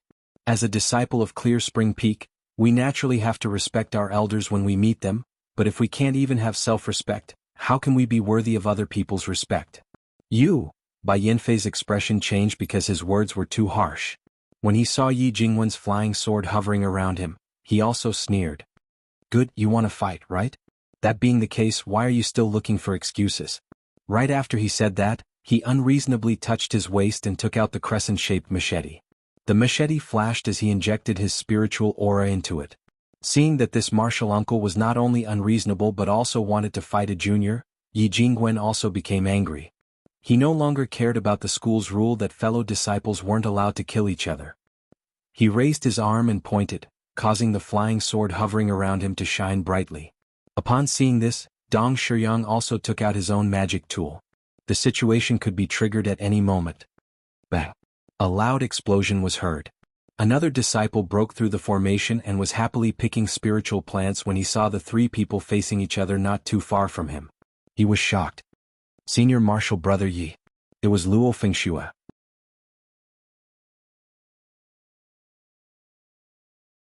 Chapter 239. Luo Fengxue being able to break out of the formation relied on a bit of luck. Although she was only 1 step away from the middle stage of the foundation building realm, she was, after all, in the early stage of the foundation building realm. The fierceness of the 5 spirits formation was far beyond her imagination, so she was practically flustered. Originally he thought that he would have to exit the first round, but he discovered that his luck was pretty good. He just happened to have a restraining talisman on him, so he passed the round and smoothly broke out of the array. Luo Fengxue was bewildered by the scene before her. Why did Senior Martial Brother Yi and Bai Yanfei have a conflict? She called Yi Jingwen Senior Martial Brother, because the 2 of them used to be Lord Daoist Jinghe's grand disciples and both of them were good friends with Mo Qianga, so she didn't change the way she addressed him now. She then looked at the 2 people opposite Yi Jingwen and politely called out, Junior Martial Brother Bai. As for the person next to her, she actually recognized him. He was one of the people she told Mo Qianga to be careful of. However, she was now a nascent soul cultivator's disciple, so she didn't need to take the initiative to greet him. When Bai Yanfei saw Luo Fengxue, he didn't recognize her, so he could only vaguely call her Senior Martial Sister. Dong Shiyang, however, recognized her, so he helplessly saluted her. Martial Uncle Luo. As Luo Fengxue watched the scene before her, she whispered to Yi Jingwen, Senior Martial Brother Yi, what's going on? Yi Jingwen said helplessly, they clearly came out from another stone room, yet they want to harvest the spiritual herbs here. Oh. Luo Fengxue's eyes moved in a circle. When she saw the empty stone room next to her that didn't even have a single spiritual plant, she roughly understood what happened. However, her temperament wasn't as impulsive as Yi Jingwen's. She was still all smiles as she said, Junior Martial Brother Bai, it's just a small matter. Let's each take a step back. Bai Yanfei was only acting on impulse. Now that Luo Fengxue had given him a way out of this embarrassing situation, he agreed. Oh, since senior martial sister said so, Dong Shiyang on the other hand was a bit anxious. The reason he pulled Bai Yanfei along was because he wanted to pick more spiritual plants. If Bai Yanfei agreed, wouldn't that mean he wouldn't be able to take advantage of him? He said, then junior martial brother, you should apologize to our martial uncle Bai, and this matter will be settled. It would have been better if he hadn't said this. Once he did, anger appeared on Yi Jingwen's face again. What did you say? Dong Shiyang noticed that although Luo Fengshue's seniority was high, her cultivation level was low, so he already had a plan in mind. If Yi Jingwen and Bai Yanfei had a conflict, she could still mediate, but if this junior martial sister Jiang and Bai Yanfei had a conflict, regardless of her identity, it would be best if she didn't intervene. Otherwise, she'd bring trouble upon herself. Therefore, as soon as she saw this scene, she pulled Yi Jingwen and quietly stepped back. This junior martial sister Jiang didn't disappoint. She waved her ribbon and attacked Bai Yanfei. Her cultivation level was only in the early stage of the foundation building realm, but this ribbon was a magic weapon and was indeed formidable. Bai Yanfei didn't dare to underestimate it. He brandished his crescent-shaped machete, and the knife lights shone against each other, tearing open the spiritual aura barrier around the ribbon. The two of them fought back and forth, and the spiritual aura in the stone room intertwined. Upon seeing this, Dong Shiyang didn't know whether he should be happy or sad. If there were people in the stone room who hadn't broken the formation, there would be an illusory formation in the stone room, and they wouldn't be able to see the spiritual plants. That was why he wanted to freeload some from Yi Jingwen. However, now that there were people breaking the formation one after another, freeloading would be difficult, so he might as well try his luck elsewhere. Unfortunately, Martial Uncle Bai was fighting with someone, so it wasn't good for him to leave. While Dong Shiyang was anxiously pacing around, Luo Fengxue, who found him unpleasing to the eye, gave Yi Jingwen a meaningful glance and shouted, "Surname Dong, you dare to attack me?" Yi Jingwen, who had already noticed her meaningful glance, immediately answered, "Dong Shiyang. It's fine if you hit me, but why did you have to plot against junior martial sister Luo? Junior martial sister Luo is only in the early stage of the foundation building realm." As he spoke, he pointed his flying sword at Dong Shiyang. Dong Shiyang's expression changed. He shouted, "You!" Before he could say anything, Yi Jingwen's flying sword had already arrived in front of him. This was the scene Mo Tiange saw while she was picking spiritual plants all the way here. She was a bit dumbfounded. What's going on? Bai Yanfei and that junior martial sister Jiang were fighting, Big Brother Yi was fighting with a late-stage foundation building cultivator, and Luo Fengxue had a secretly complacent expression on her face. "Tiange!" Luo Fengxue saw her first and shouted, "Come quickly. Someone's bullying me." Upon hearing Luo Fengshue's shout, Mo Tiange had no choice but to walk over. "What's wrong?" Mo Tiange's face was filled with suspicion. Did Luo Fengshue's expression look like she was being bullied? Besides, although this cultivator was in the late stage of the foundation building realm, his skills and fights of magical powers were very ordinary. With Yi Jingwen here, how could he bully her? Luo Fengxue winked at Mo Tiange with a smile on her face, but she said with a bit of panic, "That person plotted against me just now. Fortunately, senior martial brother Yi was here." Mo Tiange caught Luo Fengshue's gaze and looked at that person. He was one of the people Luo Fengxue previously warned her to pay attention to, so Mo Tiange immediately understood. She said, "Rest assured. Since he dared to bully you, we'll give him a bit of suffering." This Dong Shiyang was very slippery. Seeing that Mo Tiange was also a late-stage foundation building cultivator, he immediately shouted, "Junior martial brother Yi, martial uncle Luo, you've misunderstood." "I didn't. Yi Jingwen naturally wouldn't hold back. Taking advantage of the opportunity while Dong Shiyang was talking, his flying sword pierced through Dong Shiyang's defense and pierced his right arm. Dong Shiyang screamed in pain. Yi Jingwen withdrew his flying sword and said coldly, "This is a little lesson for you. It's better to behave yourself." Dong Shiyang, who was lying on the ground, saw that Bai Yanfei was fighting with someone and had no time to pay attention to him. Yi Jingwen, Luo Fengxue, and Mo Tiange were also watching him coldly from the side. How could he dare to say anything? He also didn't care if his face would look bad, so he just crawled up and ran away. Once that person left, Yi Jingwen's flying sword returned to its sheath. He walked back and greeted Mo Tiange. "Tiange, what a coincidence. You're also here. Emo Chenga smiled. Unfortunately, I won't be able to watch this show. She then asked in a low voice, what were you guys doing? Luo Fengxue also told her what happened just now in a low voice. After listening to what happened, Emo Chenga couldn't help but laugh. Turns out you're also not honest. Luo Fengxue covered her mouth. I see this kind of thing a lot between disciples, so I borrow it from time to time. This person's heart isn't right, so it's not a big deal even if I wrongly accuse him. Using evil to control evil. Emo Chenga didn't express her opinion. Her gaze was fixed on by Yanfei and junior martial sister Jiang, who were fighting. Unexpectedly, she was able to see some tricks in their fight. Bai Yanfei's cultivation level was higher than this junior martial sister Jiang's, so he wasn't in danger. However, because of the school rules, he didn't seem to dare to hurt junior martial sister Jiang. As for this junior martial sister Jiang, she was also a bit strange. She was obviously being lenient. Luo Fengxue noticed her gaze, so she moved closer to her ear and whispered, "You also noticed, right? That's why I said they'll definitely succeed." In fact, Bai Yanfei wasn't bad. Aside from his somewhat childish character, he was also good-looking, had high aptitude, and his cultivation level was just around the corner. He also had Lord Daoist Jinyang as his backer. Junior martial sister Jiang had good taste. If she didn't pick Bai Yanfei with her personality and vision, she probably wouldn't pick anyone else. The three of them stood on the side and watched for a while. Just as they were about to leave, they heard junior martial sister Jiang shouting from behind them, "You're not allowed to leave." Emo Chenga and the other two stopped, looked at each other, then turned around. Luo Fengxue said, "Junior martial sister Jiang, what's the matter?" Junior martial sister Jiang's gaze swept over them and finally landed on Emo Chenga. She raised her head and asked, "Are you that senior martial sister Emo?" "Am I?"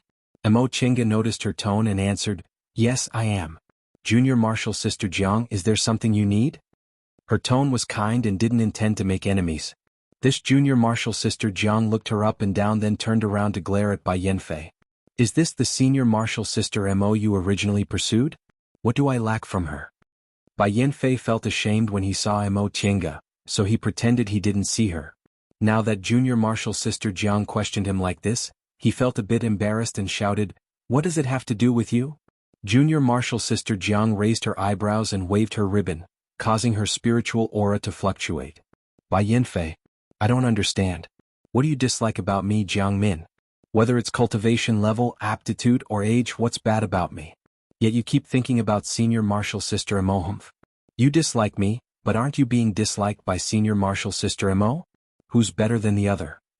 Her tone carried a bit of disdain, successfully making Bai Yanfei's face turn red. He glared at Jiang Min fiercely. "I don't want to perform dual cultivation with you, so why are you pestering me? Do you really want to marry me that much?" Junior martial sister Jiang, however, wasn't angered by him. Her gaze was still full of disdain. "I just find it strange. Do you think you lost face after being rejected by senior martial sister Mo, so you want to get back at me? Bai Yanfei, are you very satisfied with this?" "You?" Bai Yanfei's face turned from red to purple. Junior martial sister Jiang still didn't let him go. "Do you feel very comforted after rejecting me? You looked down on me because I was rejected by senior martial sister Mo. Now you see, junior martial sister Jiang was also rejected by me." She imitated Bai Yanfei's tone when she said the latter part of her sentence. It was indeed quite similar, causing Emo Chenga and the other two to burst out laughing. Although this junior martial sister Jiang was unruly in some aspects, she was actually quite cute. "You're wrong. Luo Fengxue shouldn't be calling him senior martial brother Bai, she should be calling him junior martial brother Bai." Chapter 240. Seeing the three of them laughing, Bai Yanfei lost his composure. He angrily said, "Jiang Min, you're a woman, yet you don't care about your face." Junior martial sister Jiang continued to sneer. "When did you ever give me face? Bai Yanfei, I've never been humiliated like this in my life. You made me lose face, yet you're blaming me for being shameless." Very few people would talk to Bai Yanfei so rudely, but the ones who spoke to him coldly were all women, especially when the last person who spoke to him like this was right next to him. He awkwardly glanced at the three people who were watching from the side, then fiercely glared at Jiang Min. "Whatever you say, in short, this is how it is." After saying that, he turned his head and ignored them, angrily leaving. Junior martial sister Jiang laughed and followed him. "Bai Yanfei, you admit defeat?" Bai Yanfei said angrily, Why would I admit defeat? Junior Marshal Sister Jiang gave him a sidelong glance. You're too pretentious. No matter what you're thinking, you have to pretend to look down on everyone. Is that good for you? Jiang Min. Bai Yanfei shouted again. This Junior Marshal Sister Jiang spoke too rudely and didn't leave him any face. What's wrong? Do you feel uncomfortable? Junior Marshal Sister Jiang didn't let him go and followed him reluctantly. If you admit defeat and take back what you said, I won't pester you anymore. Why? Bai Yanfei said angrily, you're unruly and hateful. You said I look down on people, but your nose is still up in the sky. I only snored a few times with my nose up in the sky, unlike you. If a bird flies above me, some unknown object might fall into your nose. You're a girl. Don't you think it's rude to say that? You're the one who said I'm unruly. So what if I'm rude? The two of them bickered as they walked further and further away. The three of them stood there for a while before regaining their senses. Luo Fengxue sighed and shook her head. Morning Sun Peak will be lively in the future. Mo Qingge pursed her lips and smiled. Aren't you very happy? Luo Fengxue smiled. When I'm free I just watch a show. Yi Jingwen, however, shook his head. Don't celebrate too early. In my opinion they might not succeed. Upon hearing what he said, Luo Fengxue tilted her head. What? Yi Jingwen said, although this martial uncle Bai isn't much in other aspects, he is very persistent. Have you ever seen him go back on his word? Both Mo Qingge and Luo Fengxue muttered to themselves. In the end they shook their heads. Yi Jingwen smiled. This martial uncle Bai values his face very much. His refusal to accept martial uncle Zhang's offer is already set in stone. Our entire sect is well aware of it. If he were to go back on his word, wouldn't he be slapping his own face? Besides, martial uncle Jiang was pestering him to the point that he couldn't stand it anymore. If he admitted defeat, he would lose face. That's why I said that it's hard to say who will have the last laugh. After pausing for a moment he continued, actually, among us male disciples, we are hoping that martial uncle Jiang won't marry this martial uncle Bai. Luo Fengxue was curious. What do you male disciples say about junior martial sister Jiang? And what about this junior Bai? Although she had always been in charge of disciples' affairs, there were still differences between men and women. Some gossip couldn't reach female disciples' ears, so she took this opportunity to ask. Yi Jingwen said, Oh?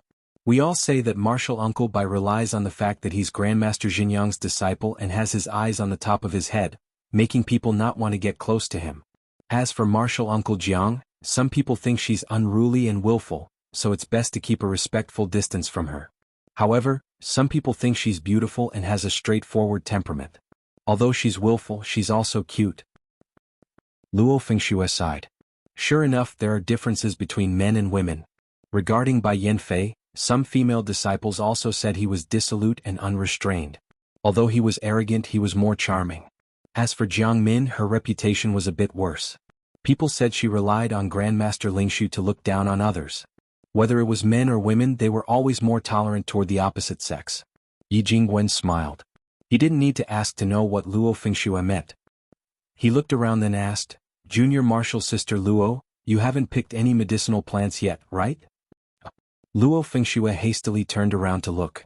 Fortunately, no one had broken out of the formation in the vicinity recently, so her spiritual plants were still there. I almost forgot. Yi Jingwen also hadn't finished picking his medicinal plants. Mo Qingge looked at him then said, Fengxue, let me help you. She came here after picking the medicinal plants, so she'd already finished her own business. Luo Fengxue didn't refuse. With their friendship, she wasn't afraid of pocketing anything. She immediately waved her hand. Okay, come quickly. Yi Jingwen was halfway through picking, but Luo Fengxue hadn't started yet. The two of them worked together, so they were a bit faster than Yi Jingwen. Before long they finally finished picking everything. Now that they were done with their business, the three of them talked about what they encountered in the formation. Sure enough, the formations they encountered were very normal, separated 5 spiritual formations. Mo Qingge was the only one who encountered a mutated formation. Yi Jingwen and Luo Fengxue were extremely shocked to learn that Mo Qingge encountered a mutated 4 spiritual formation. They were even more speechless about how she was able to escape smoothly. After a long time, Luo Fengxue finally patted her shoulder and said, Qingge, you should form your gold core soon. Mo Qingge was puzzled. Why? Luo Fengxue said earnestly, If you don't form your gold core, us foundation-building cultivators won't be able to survive. Although her words were exaggerated, she was actually praising her. Amo Chinga couldn't help but laugh. I'm just relying on the treasures I have. If she didn't have Xiaohua and the 2 stone sculpture puppets, it really wouldn't have been that easy for her to break the formation. We've broken the first test, but what about the second test? Luo Fengxue had a well-thought-out plan for this. We'll just walk around casually. When the time comes, it'll naturally activate. Yi Jingwen asked, the 3 of us are in the same place. Will we enter the formation together or will we be separated? We might be together, but we might also be separated. Luo Fengxue shook her head and said, it'd be good if we were separated. The second test, 5 hindrances overturning senses, will produce illusions. If we're together and affect each other, it'll be even more troublesome. Cultivators' divine comprehensions could also affect each other. Especially when they were very close, if one of them felt uneasy, the others would also be affected. Yi Jingwen was surprised. Why didn't the sect head tell us before we came? Luo Fengxue said, it'll only affect us a little. Moreover, generally speaking, it won't be life-threatening. She then carefully warned them, however, you still have to be careful. After the 5 hindrances overturning senses test, there's the third test, 5 confusions entangling spirit. At that time, illusions visible to the naked eye will appear. The previous test directly attacks our divine comprehensions. Generally speaking, we just need to meditate and stay firm to our hearts, then we'll be able to pass. The second test will produce real illusions, but it'll be hard to distinguish between real and fake. If we're unlucky and the second test comes before we even pass the previous test, we might fall into a demonic barrier. Upon hearing this, Mo Qianga recalled that during the demonic beast riot many years ago, she and Wei Jiasi once entered a bewildering formation laid by bewitching moonstones. What they saw with their own eyes was like what they saw with their own eyes. Presumably, the last test, 5 confusions entangling spirit, was like that. As for the 5 hindrances overturning senses, it was more like an inner demon during a realm breakthrough. There were countless thoughts that directly attacked one's divine comprehension. If one's willpower wasn't strong enough, one would be confused by these thoughts and hallucinate, even getting lost inside. Of course, this was only a magic formation for training, so there shouldn't be any life-threatening dangers. However, if one really got hit, injuries would be unavoidable. If things weren't good, it might even leave an irrecoverable mental injury. Lord Taoist Jinghe briefly mentioned these things to her before they set off, and sect head Shen also reminded the disciples to always remember the 4 words, all laws of nature. However, even though they said that, they didn't know how many people would actually be able to do it. Yi Jingwen pondered. In that case, aren't we going to experience the inner demon during core formation ahead of time? You're right, Luo Fengxue said. Of course, this 5 hindrances overturning senses formation is still a bit weaker than the inner demon during core formation. Since the distant past era, cultivators' abilities have declined a lot, but the power of inner demons has always been the same. Therefore, for cultivators like us, inner demons are especially terrifying. What she said made Yi Jingwen frown. Why didn't the school elders explain this in detail before we entered the formation? Luo Fengxue smiled and said, Senior Martial Brother Yi, don't worry. For people like us who usually don't relax and cultivate, it's not difficult to pass this test. Oh. Yi Jingwen muttered to himself, what about the last test? When this was mentioned, Luo Fengxue's expression turned solemn. I reckon only a few people can pass the last test. That illusion was too real. In our school, even nascent soul martial uncles found it very difficult to pass the first test. As for senior martial brothers and sisters in the core formation realm, there were a few who persisted until the third test, but in the end, none of them could pass completely. Is that difficult? It wasn't just Yi Jingwen, even Mo Qianga was staring at her. Then is it safe for us to pass this test? Luo Fengxue smiled and said, Qianga, did you forget this is a magic formation for training? There won't be any life-threatening danger. Unless we kill each other, this magic formation won't harm our lives. It was limited by the school's rules. Presumably, it was possible for fellow disciples to trip each other up, but it shouldn't be to the extent of killing each other. Luo Fengxue continued to say, our martial uncle Suxin has entered this formation before. She said that in the second test, you can still distinguish between reality and illusion by guarding your mind. However, in the last test, it's basically as if it's real. Moreover, your reason will gradually leave you just like a dream. You'll also treat some absurd things as real. Isn't this even more powerful than the bewitching moonstone? Mo Chenga couldn't help but wonder if her spirit-concealing pendant had any effect on this.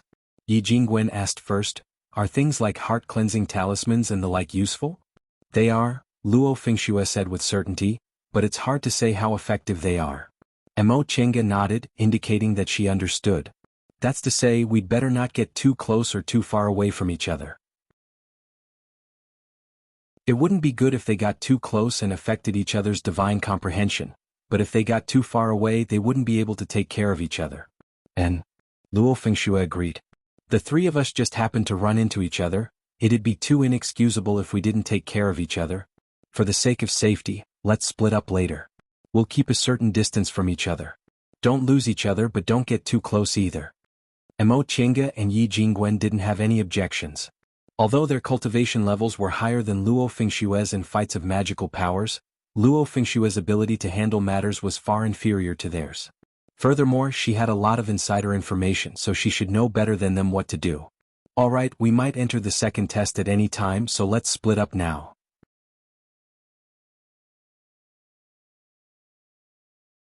Chapter 241. The three of them separated from each other about 100 feet away and followed her unhurriedly, neither too far nor too slow.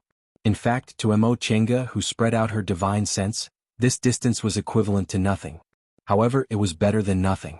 If she restrained her divine sense, the influence of her divine comprehension would be reduced. Mo Chenga even looked forward to the second test. If nothing unexpected happened, after this matter was over, she would enter closed-door meditation until she reached the peak stage of the foundation building realm and then try to advance to the core formation realm. For cultivators like them who had never experienced the core formation realm before, the most frightening test was the inner demon. If the 5 hindrances overturning senses in the second test were like inner demons, then she would have to experience a similar test before advancing to the core formation realm. At that time she would have some experience and would know how to deal with it. After the three of them walked for a while, Yi Jingwen asked quietly, "Why isn't there any movement?" He used his divine sense to transmit his voice, so their surroundings were still quiet. Mo Chenga also felt something was wrong. She frowned and thought for a while, then asked, "Why is there no one else but us?" Yi Jingwen was shocked. "That's right. Our speed in breaking the formation is considered fast, but after such a long time, shouldn't there be more people breaking the formation?" Luo Fengxue pondered. In the foundation building realm, the number of people who can pass the first test shouldn't be few, but it also shouldn't be too many. However, there really shouldn't be no one else but us.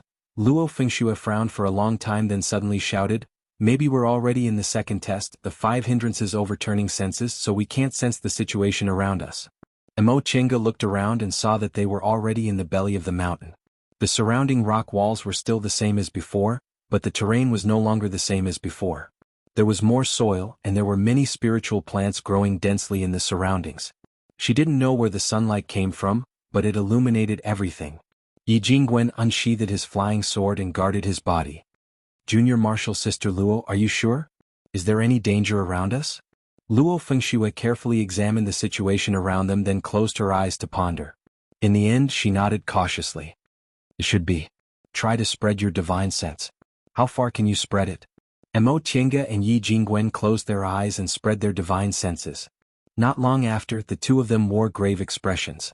There was indeed a problem. Their divine senses could only extend several hundred feet before they could sense 3 people. Luo Fengxue said, "It's starting. Let's guard our minds and stop affecting each other." Even though the 3 of them were together, the other 2 would be affected if one of them made a mistake, so it was better for them to go their separate ways. Since Luo Fengxue said that, neither Mo Chenga nor Yi Jingwen had any objections. They each looked for a place and prepared to experience the 5 hindrances overturning senses test. Mo Chenga laid a simple defensive formation around them, then sat down cross-legged to guard against any mishaps. Closing his eyes, he cut off all the surrounding sensations and shut off his spiritual sense, focusing only on his own knowledge. The spiritual energy circulated naturally and calmed his mind. Very quickly, she felt that she had entered a magical realm. Everything around her was far away, and it was as if she was in an empty field. The wind was rustling, the wind was gentle, and she was the only person in the world. Mo Chenga also didn't expect that this time, she would actually enter the divine forgetting selfless state so coincidentally. The state of mind was a very mysterious topic. Generally speaking, this kind of state of mind was very difficult to communicate with others. When teachers taught their disciples, they could only guide them slowly, but everyone's feelings were different, so in the end, they still had to rely on themselves. The only way to cultivate one's state of mind was to see, hear, and see. Only by gaining some comprehension could one make progress. There was no other way. Mo Tienga didn't think she'd experienced much in the more than 20 years she'd been traveling outside. Most of the time, she was trapped in Bishuan Court's Tao Achieving Pagoda. In fact, the pressure Ren Yufeng felt inside the Tao Achieving Pagoda was also a kind of state of mind cultivation. Moreover, when she studied the notes Mo Yaoqing left behind in the pagoda, she saw Mo Yaoqing's life experiences, so this was also a state of mind cultivation. When she arrived in the secular world, she went to Yi Clan to check on second uncle's situation. Then she happened to enter Ziwei's Immortal's cave and learned about Wanderer Ziwei's life as well as the ill-fated relationship between Yao Zixio and Shang Ruan. Then she went to the northernmost glaciers and encountered Ren Yufeng's incident. Finally she arrived at the Eastern Sea. In these more than 20 years, Mo Tienga's state of mind had unknowingly reached a certain realm, so she easily entered the divine forgetfulness and anatta state in this 5 hindrances overturning senses test, which was similar to an inner demon. Mo Tienga didn't know how much time had passed, but in her hazy state, she seemed to have returned to the Mo family's village in Jin country. "Husband, do you really want to leave?" Although she was dressed like a married woman, the woman's face still retained the childishness of a young girl. She looked at the man in front of her reluctantly. This man was about 30 years old. Compared to his wife, he was indeed a bit older, but he was refined and had a calm demeanor. He had a mature charm that a young man in his early 20s didn't have. He looked at his young wife and comforted her. "Don't worry, I'll be back in a few days." But the woman wanted to say something but stopped. She lowered her head and said nothing. The man smiled gently. He took his wife's hand and placed it on her flat belly. "I'll try my best to rush back before the child is born. During this period of time, if you have any problems, just tell sister-in-law Wang. I've asked her to take care of you." The woman was a bit shy. "Husband, you already know?" "How could I not know?" He stared at his wife's belly, which still couldn't be seen. There was an imperceptible gloomy look in his eyes. "I hope this child can be safe and sound."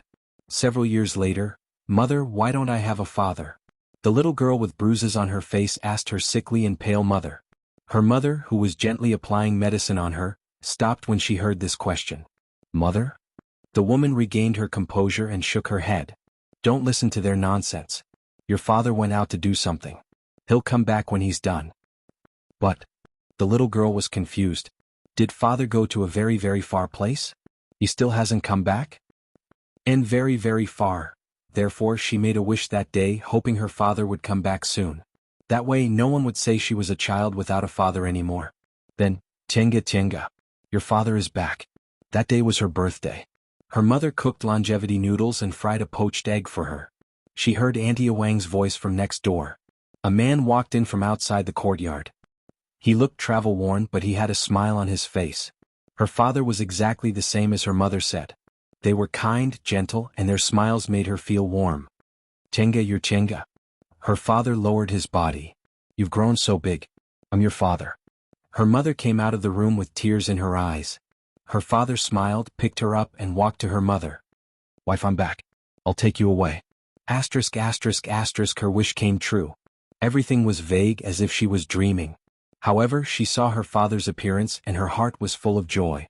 This feeling of joy was real. Her father took her mother and daughter back to Kunwu to teach her cultivation. From the aura refining realm to the foundation building realm, her life was so smooth. She grew up, advanced to the core formation realm, and Yi family didn't decline. Later she met a man. They liked each other and became dual cultivation partners. Later she advanced to the nascent soul realm and traveled unhindered in the celestial pole, unrivaled by anyone. She had more and more things. No matter what she wanted, she would eventually get it: kinship, friendship, love, family, cultivation level, spiritual treasures.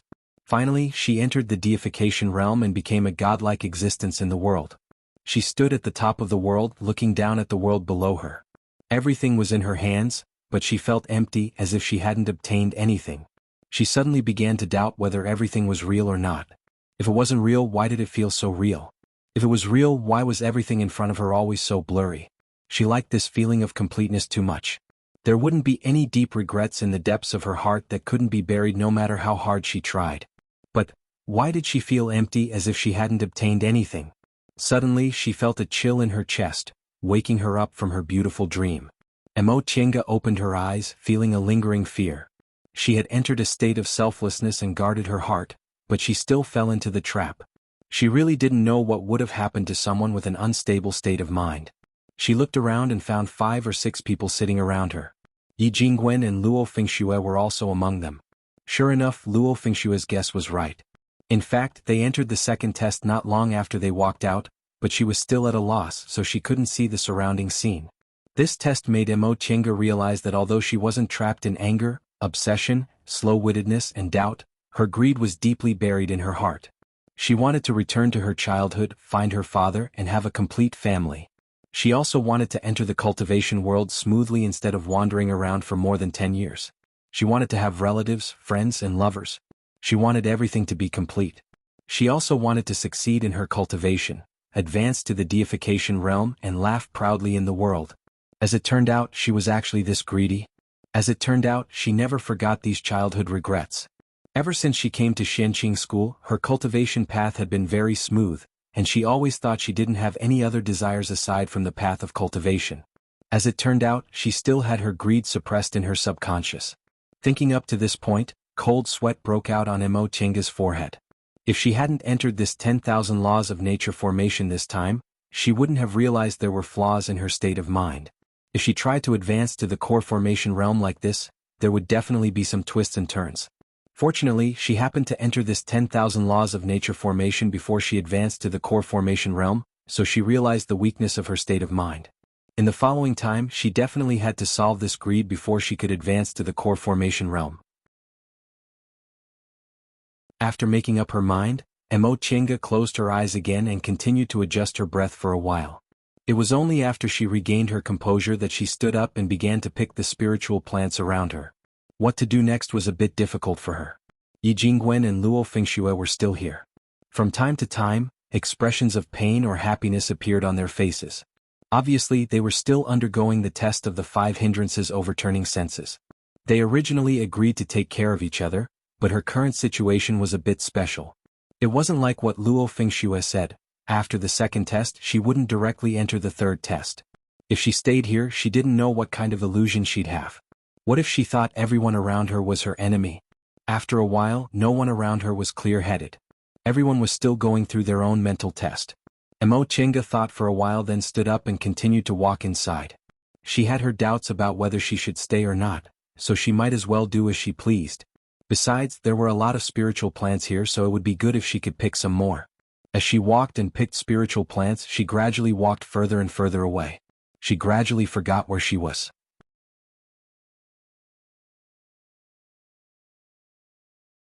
Chapter 242.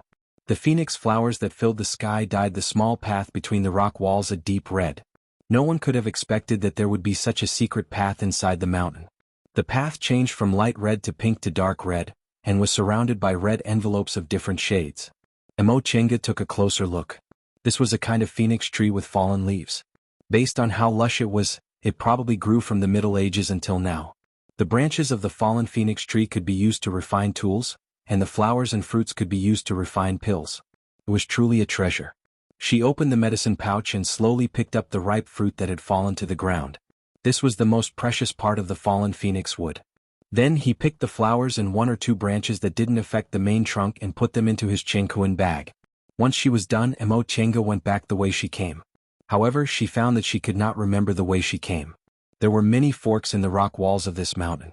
For cultivators, this wasn't something difficult to distinguish. However, when Emo Chenga stood at the fork, she found that she really forgot where she came from. This feeling of loss was something she had never felt before. In the beginning, she suspected that she had not passed the second stage at all, which was why she had this feeling of not remembering the way at all. However, what he saw in front of him was too real. The fragrance of the soil, the brilliance of the phoenix wood, whether it was what he saw, heard, or touched, it was so real that he couldn't tell it was fake. Could this be the third stage? She pondered. The 5 confusions haunting spirit, everything she saw was an illusion, but it was no different from reality. Thinking of this, he made a prompt decision and found a place to sit under the phoenix tree. When you don't understand the situation, it's best to deal with it by remaining unchanged. Furthermore, the 5 confusions plaguing spirit was just an illusion. If he didn't see anything, he probably wouldn't be affected. She stuck a heart-calming talisman on her body and swallowed a soul-calming pill. After thinking for a moment, she took off the spirit-concealing pendant and held it in her hand. She then sat down cross-legged and closed her eyes, preparing to face the 3rd test. Although the spirit-concealing pendant could still be used by hanging it around his neck, it would be more effective if he placed it on his palm, where it would be directly attached to his meridians. That dreamlike feeling appeared again. She was in a daze, as if her rationality had left her. She felt like she was about to fall asleep. Grand Master. In the haze, Mo Chenga heard a voice. She opened her eyes and saw Ruan Mingzhu through the sparse leaves and branches of the phoenix tree. Why was she here? Also, why did he call her Grand Master?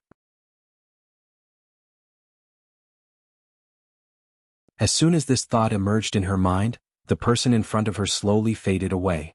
She secretly heaved a sigh of relief. It seemed she was affected by Ruan Mingzhu. Because Ruan Mingzhu was experiencing an illusion, she also thought of a person who should exist. After a while, Ruan Mingzhu's expression changed again.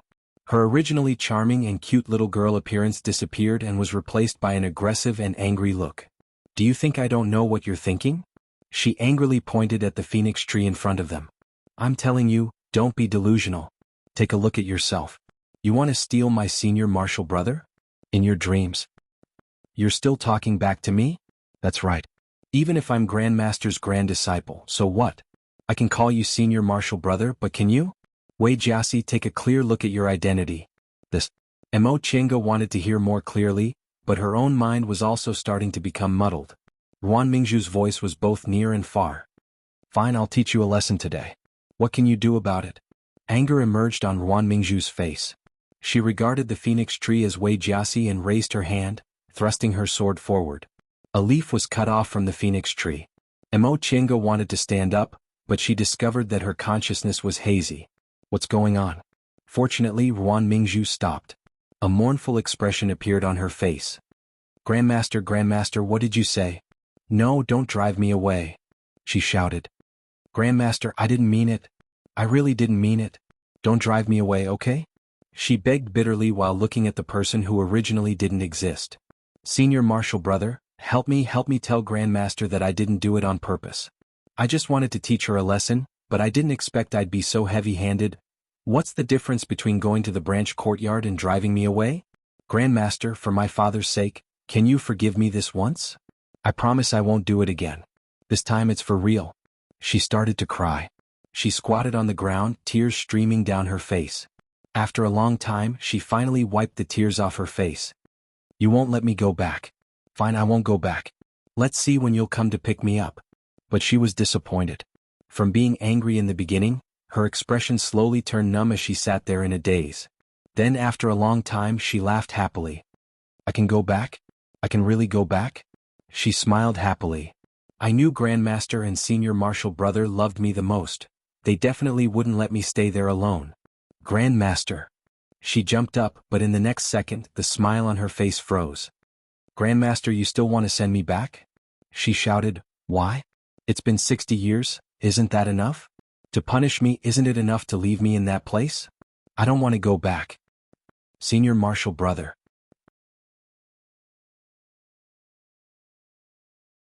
Grandmaster's disciple, I can openly call him Senior Martial Brother.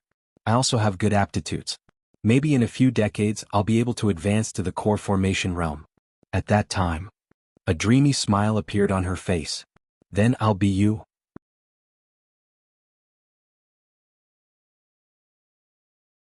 Chapter 243. She suddenly felt his eyebrows twitch. Something seemed to have happened. He opened his eyes, frowned, and thought for a while. Cultivators sometimes had ominous and auspicious premonitions. His current situation was precisely an ominous premonition. Could it be that something had happened? He couldn't think of a reason, so he called out, Jinji. Halfway through his call, he paused. Jinji wasn't here today because he went to participate in the 10,000 Laws of Nature Formations trial. Could it be related to Jinji? After thinking for a while, he still felt uncertain. He stood up, opened the door of his cave, and slowly walked out.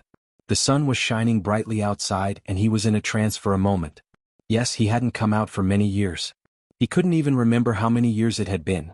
This was the longest closed-door meditation he'd ever had.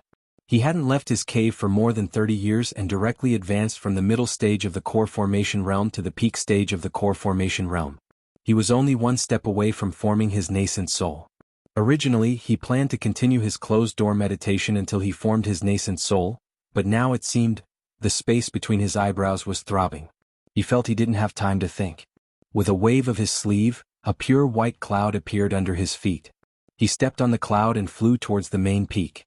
When the 10,000 laws of nature formation appeared, his master also asked him to go in and take a look, but he refused with the excuse that he was in closed-door meditation. Now he didn't know where the formation was. However, as soon as he spread his divine sense, he easily found a crowded place at the foot of the main peak. Presumably it was there. Without any hesitation he stepped on the cloud and flew down.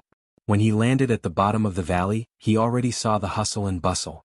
Many disciples had come out after failing the test, and they were densely surrounding something. The core formation elders in charge of the scene had long sensed his spiritual aura pressure.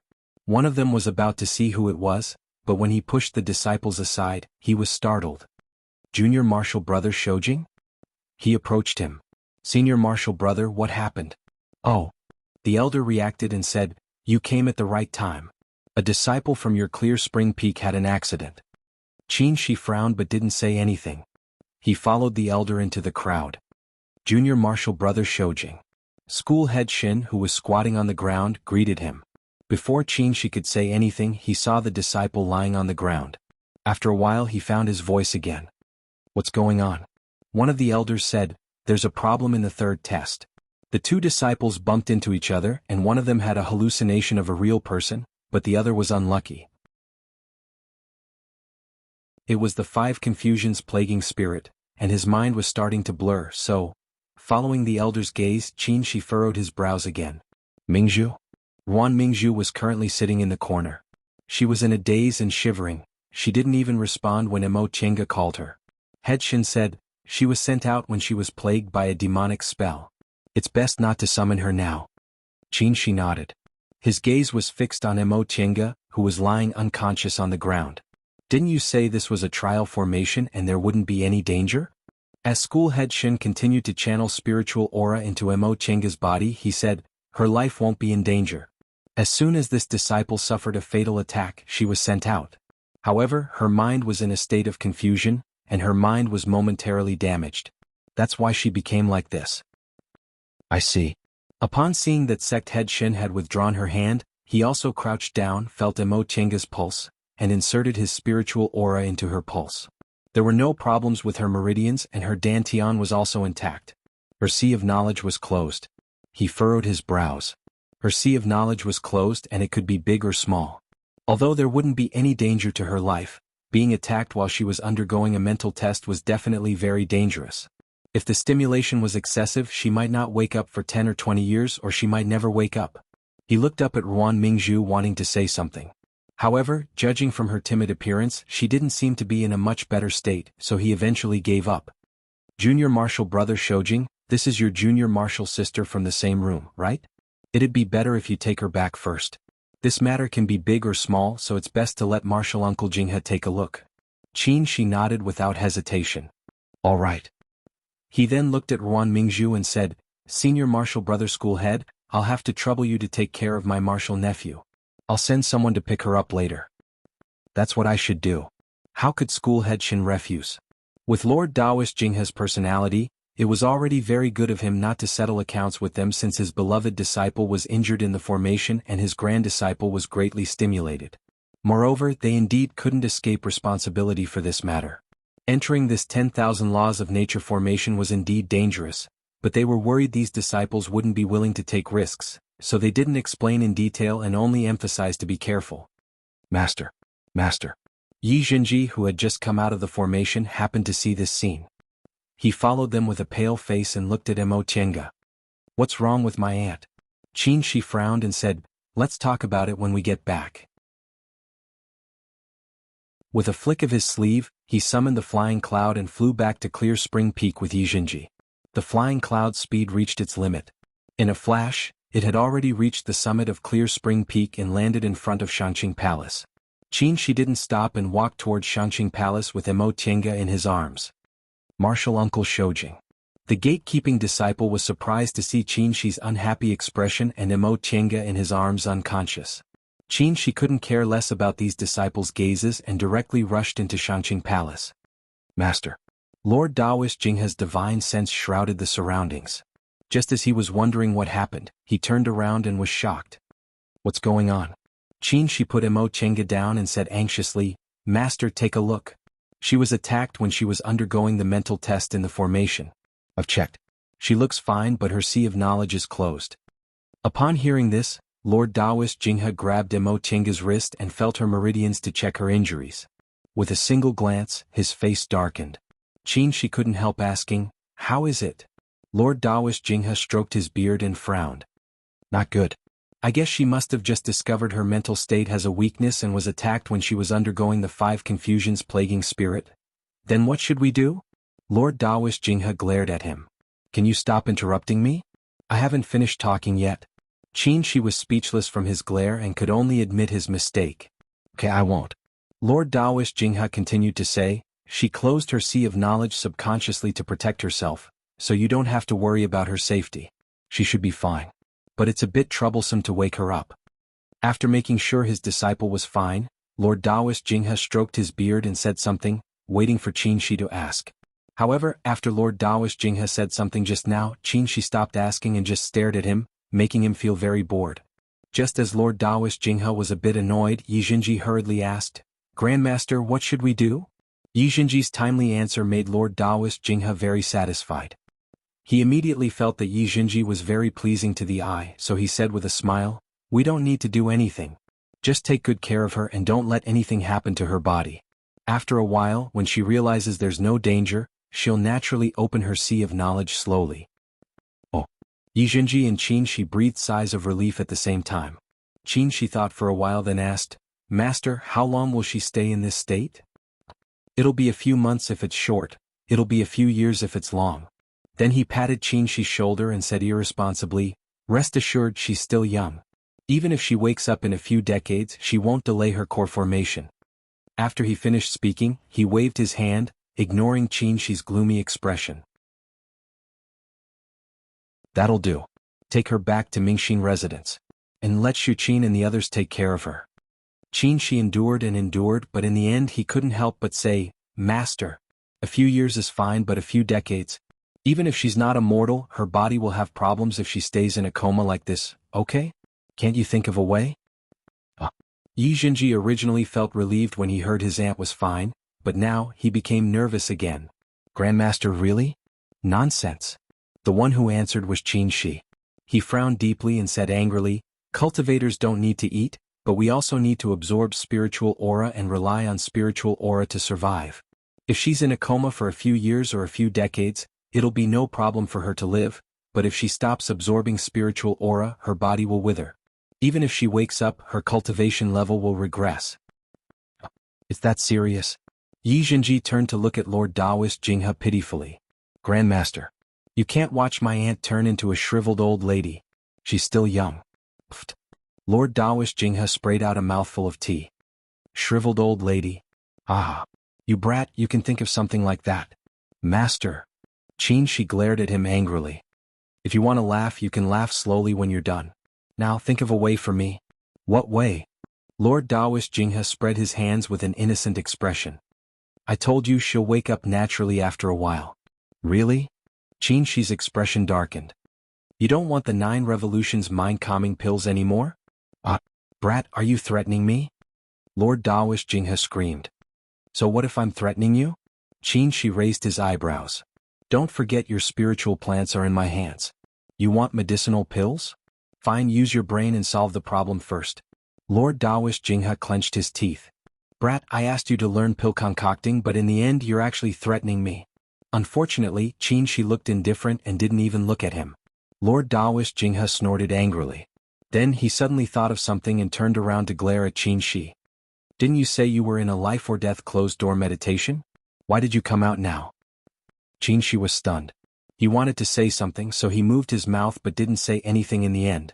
Lord Dawish Jinghe watched Qin Shi's expression change from anger to embarrassment, so he slapped the table and laughed until he couldn't stand straight. Ah, brat, you're making me laugh to death. You've been in a life-or-death closed-door meditation for 35 years.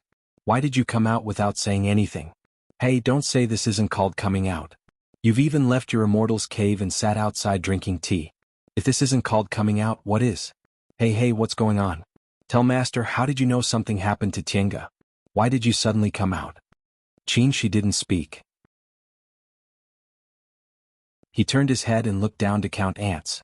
Lord Dawish Jinghe sneakily approached him. Tell me quickly. What happened? You've been in a life-or-death closed-door meditation for 35 years.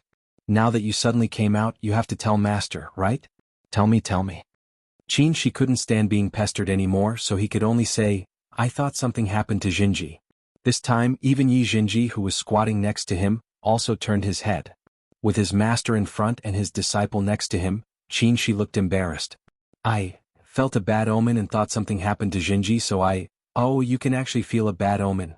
Lord Dawish Jinghe nodded seriously. It wasn't easy at all. You're tuning in to the Han Li's Wuxia Adventures YouTube channel. We're so grateful for your support, and don't forget to subscribe to join us on this incredible journey through captivating stories. Your generosity through donations truly makes a world of difference, as it's the primary source of revenue that allows me to expand and enhance this channel for you. Thank you from the bottom of my heart for being a part of this adventure.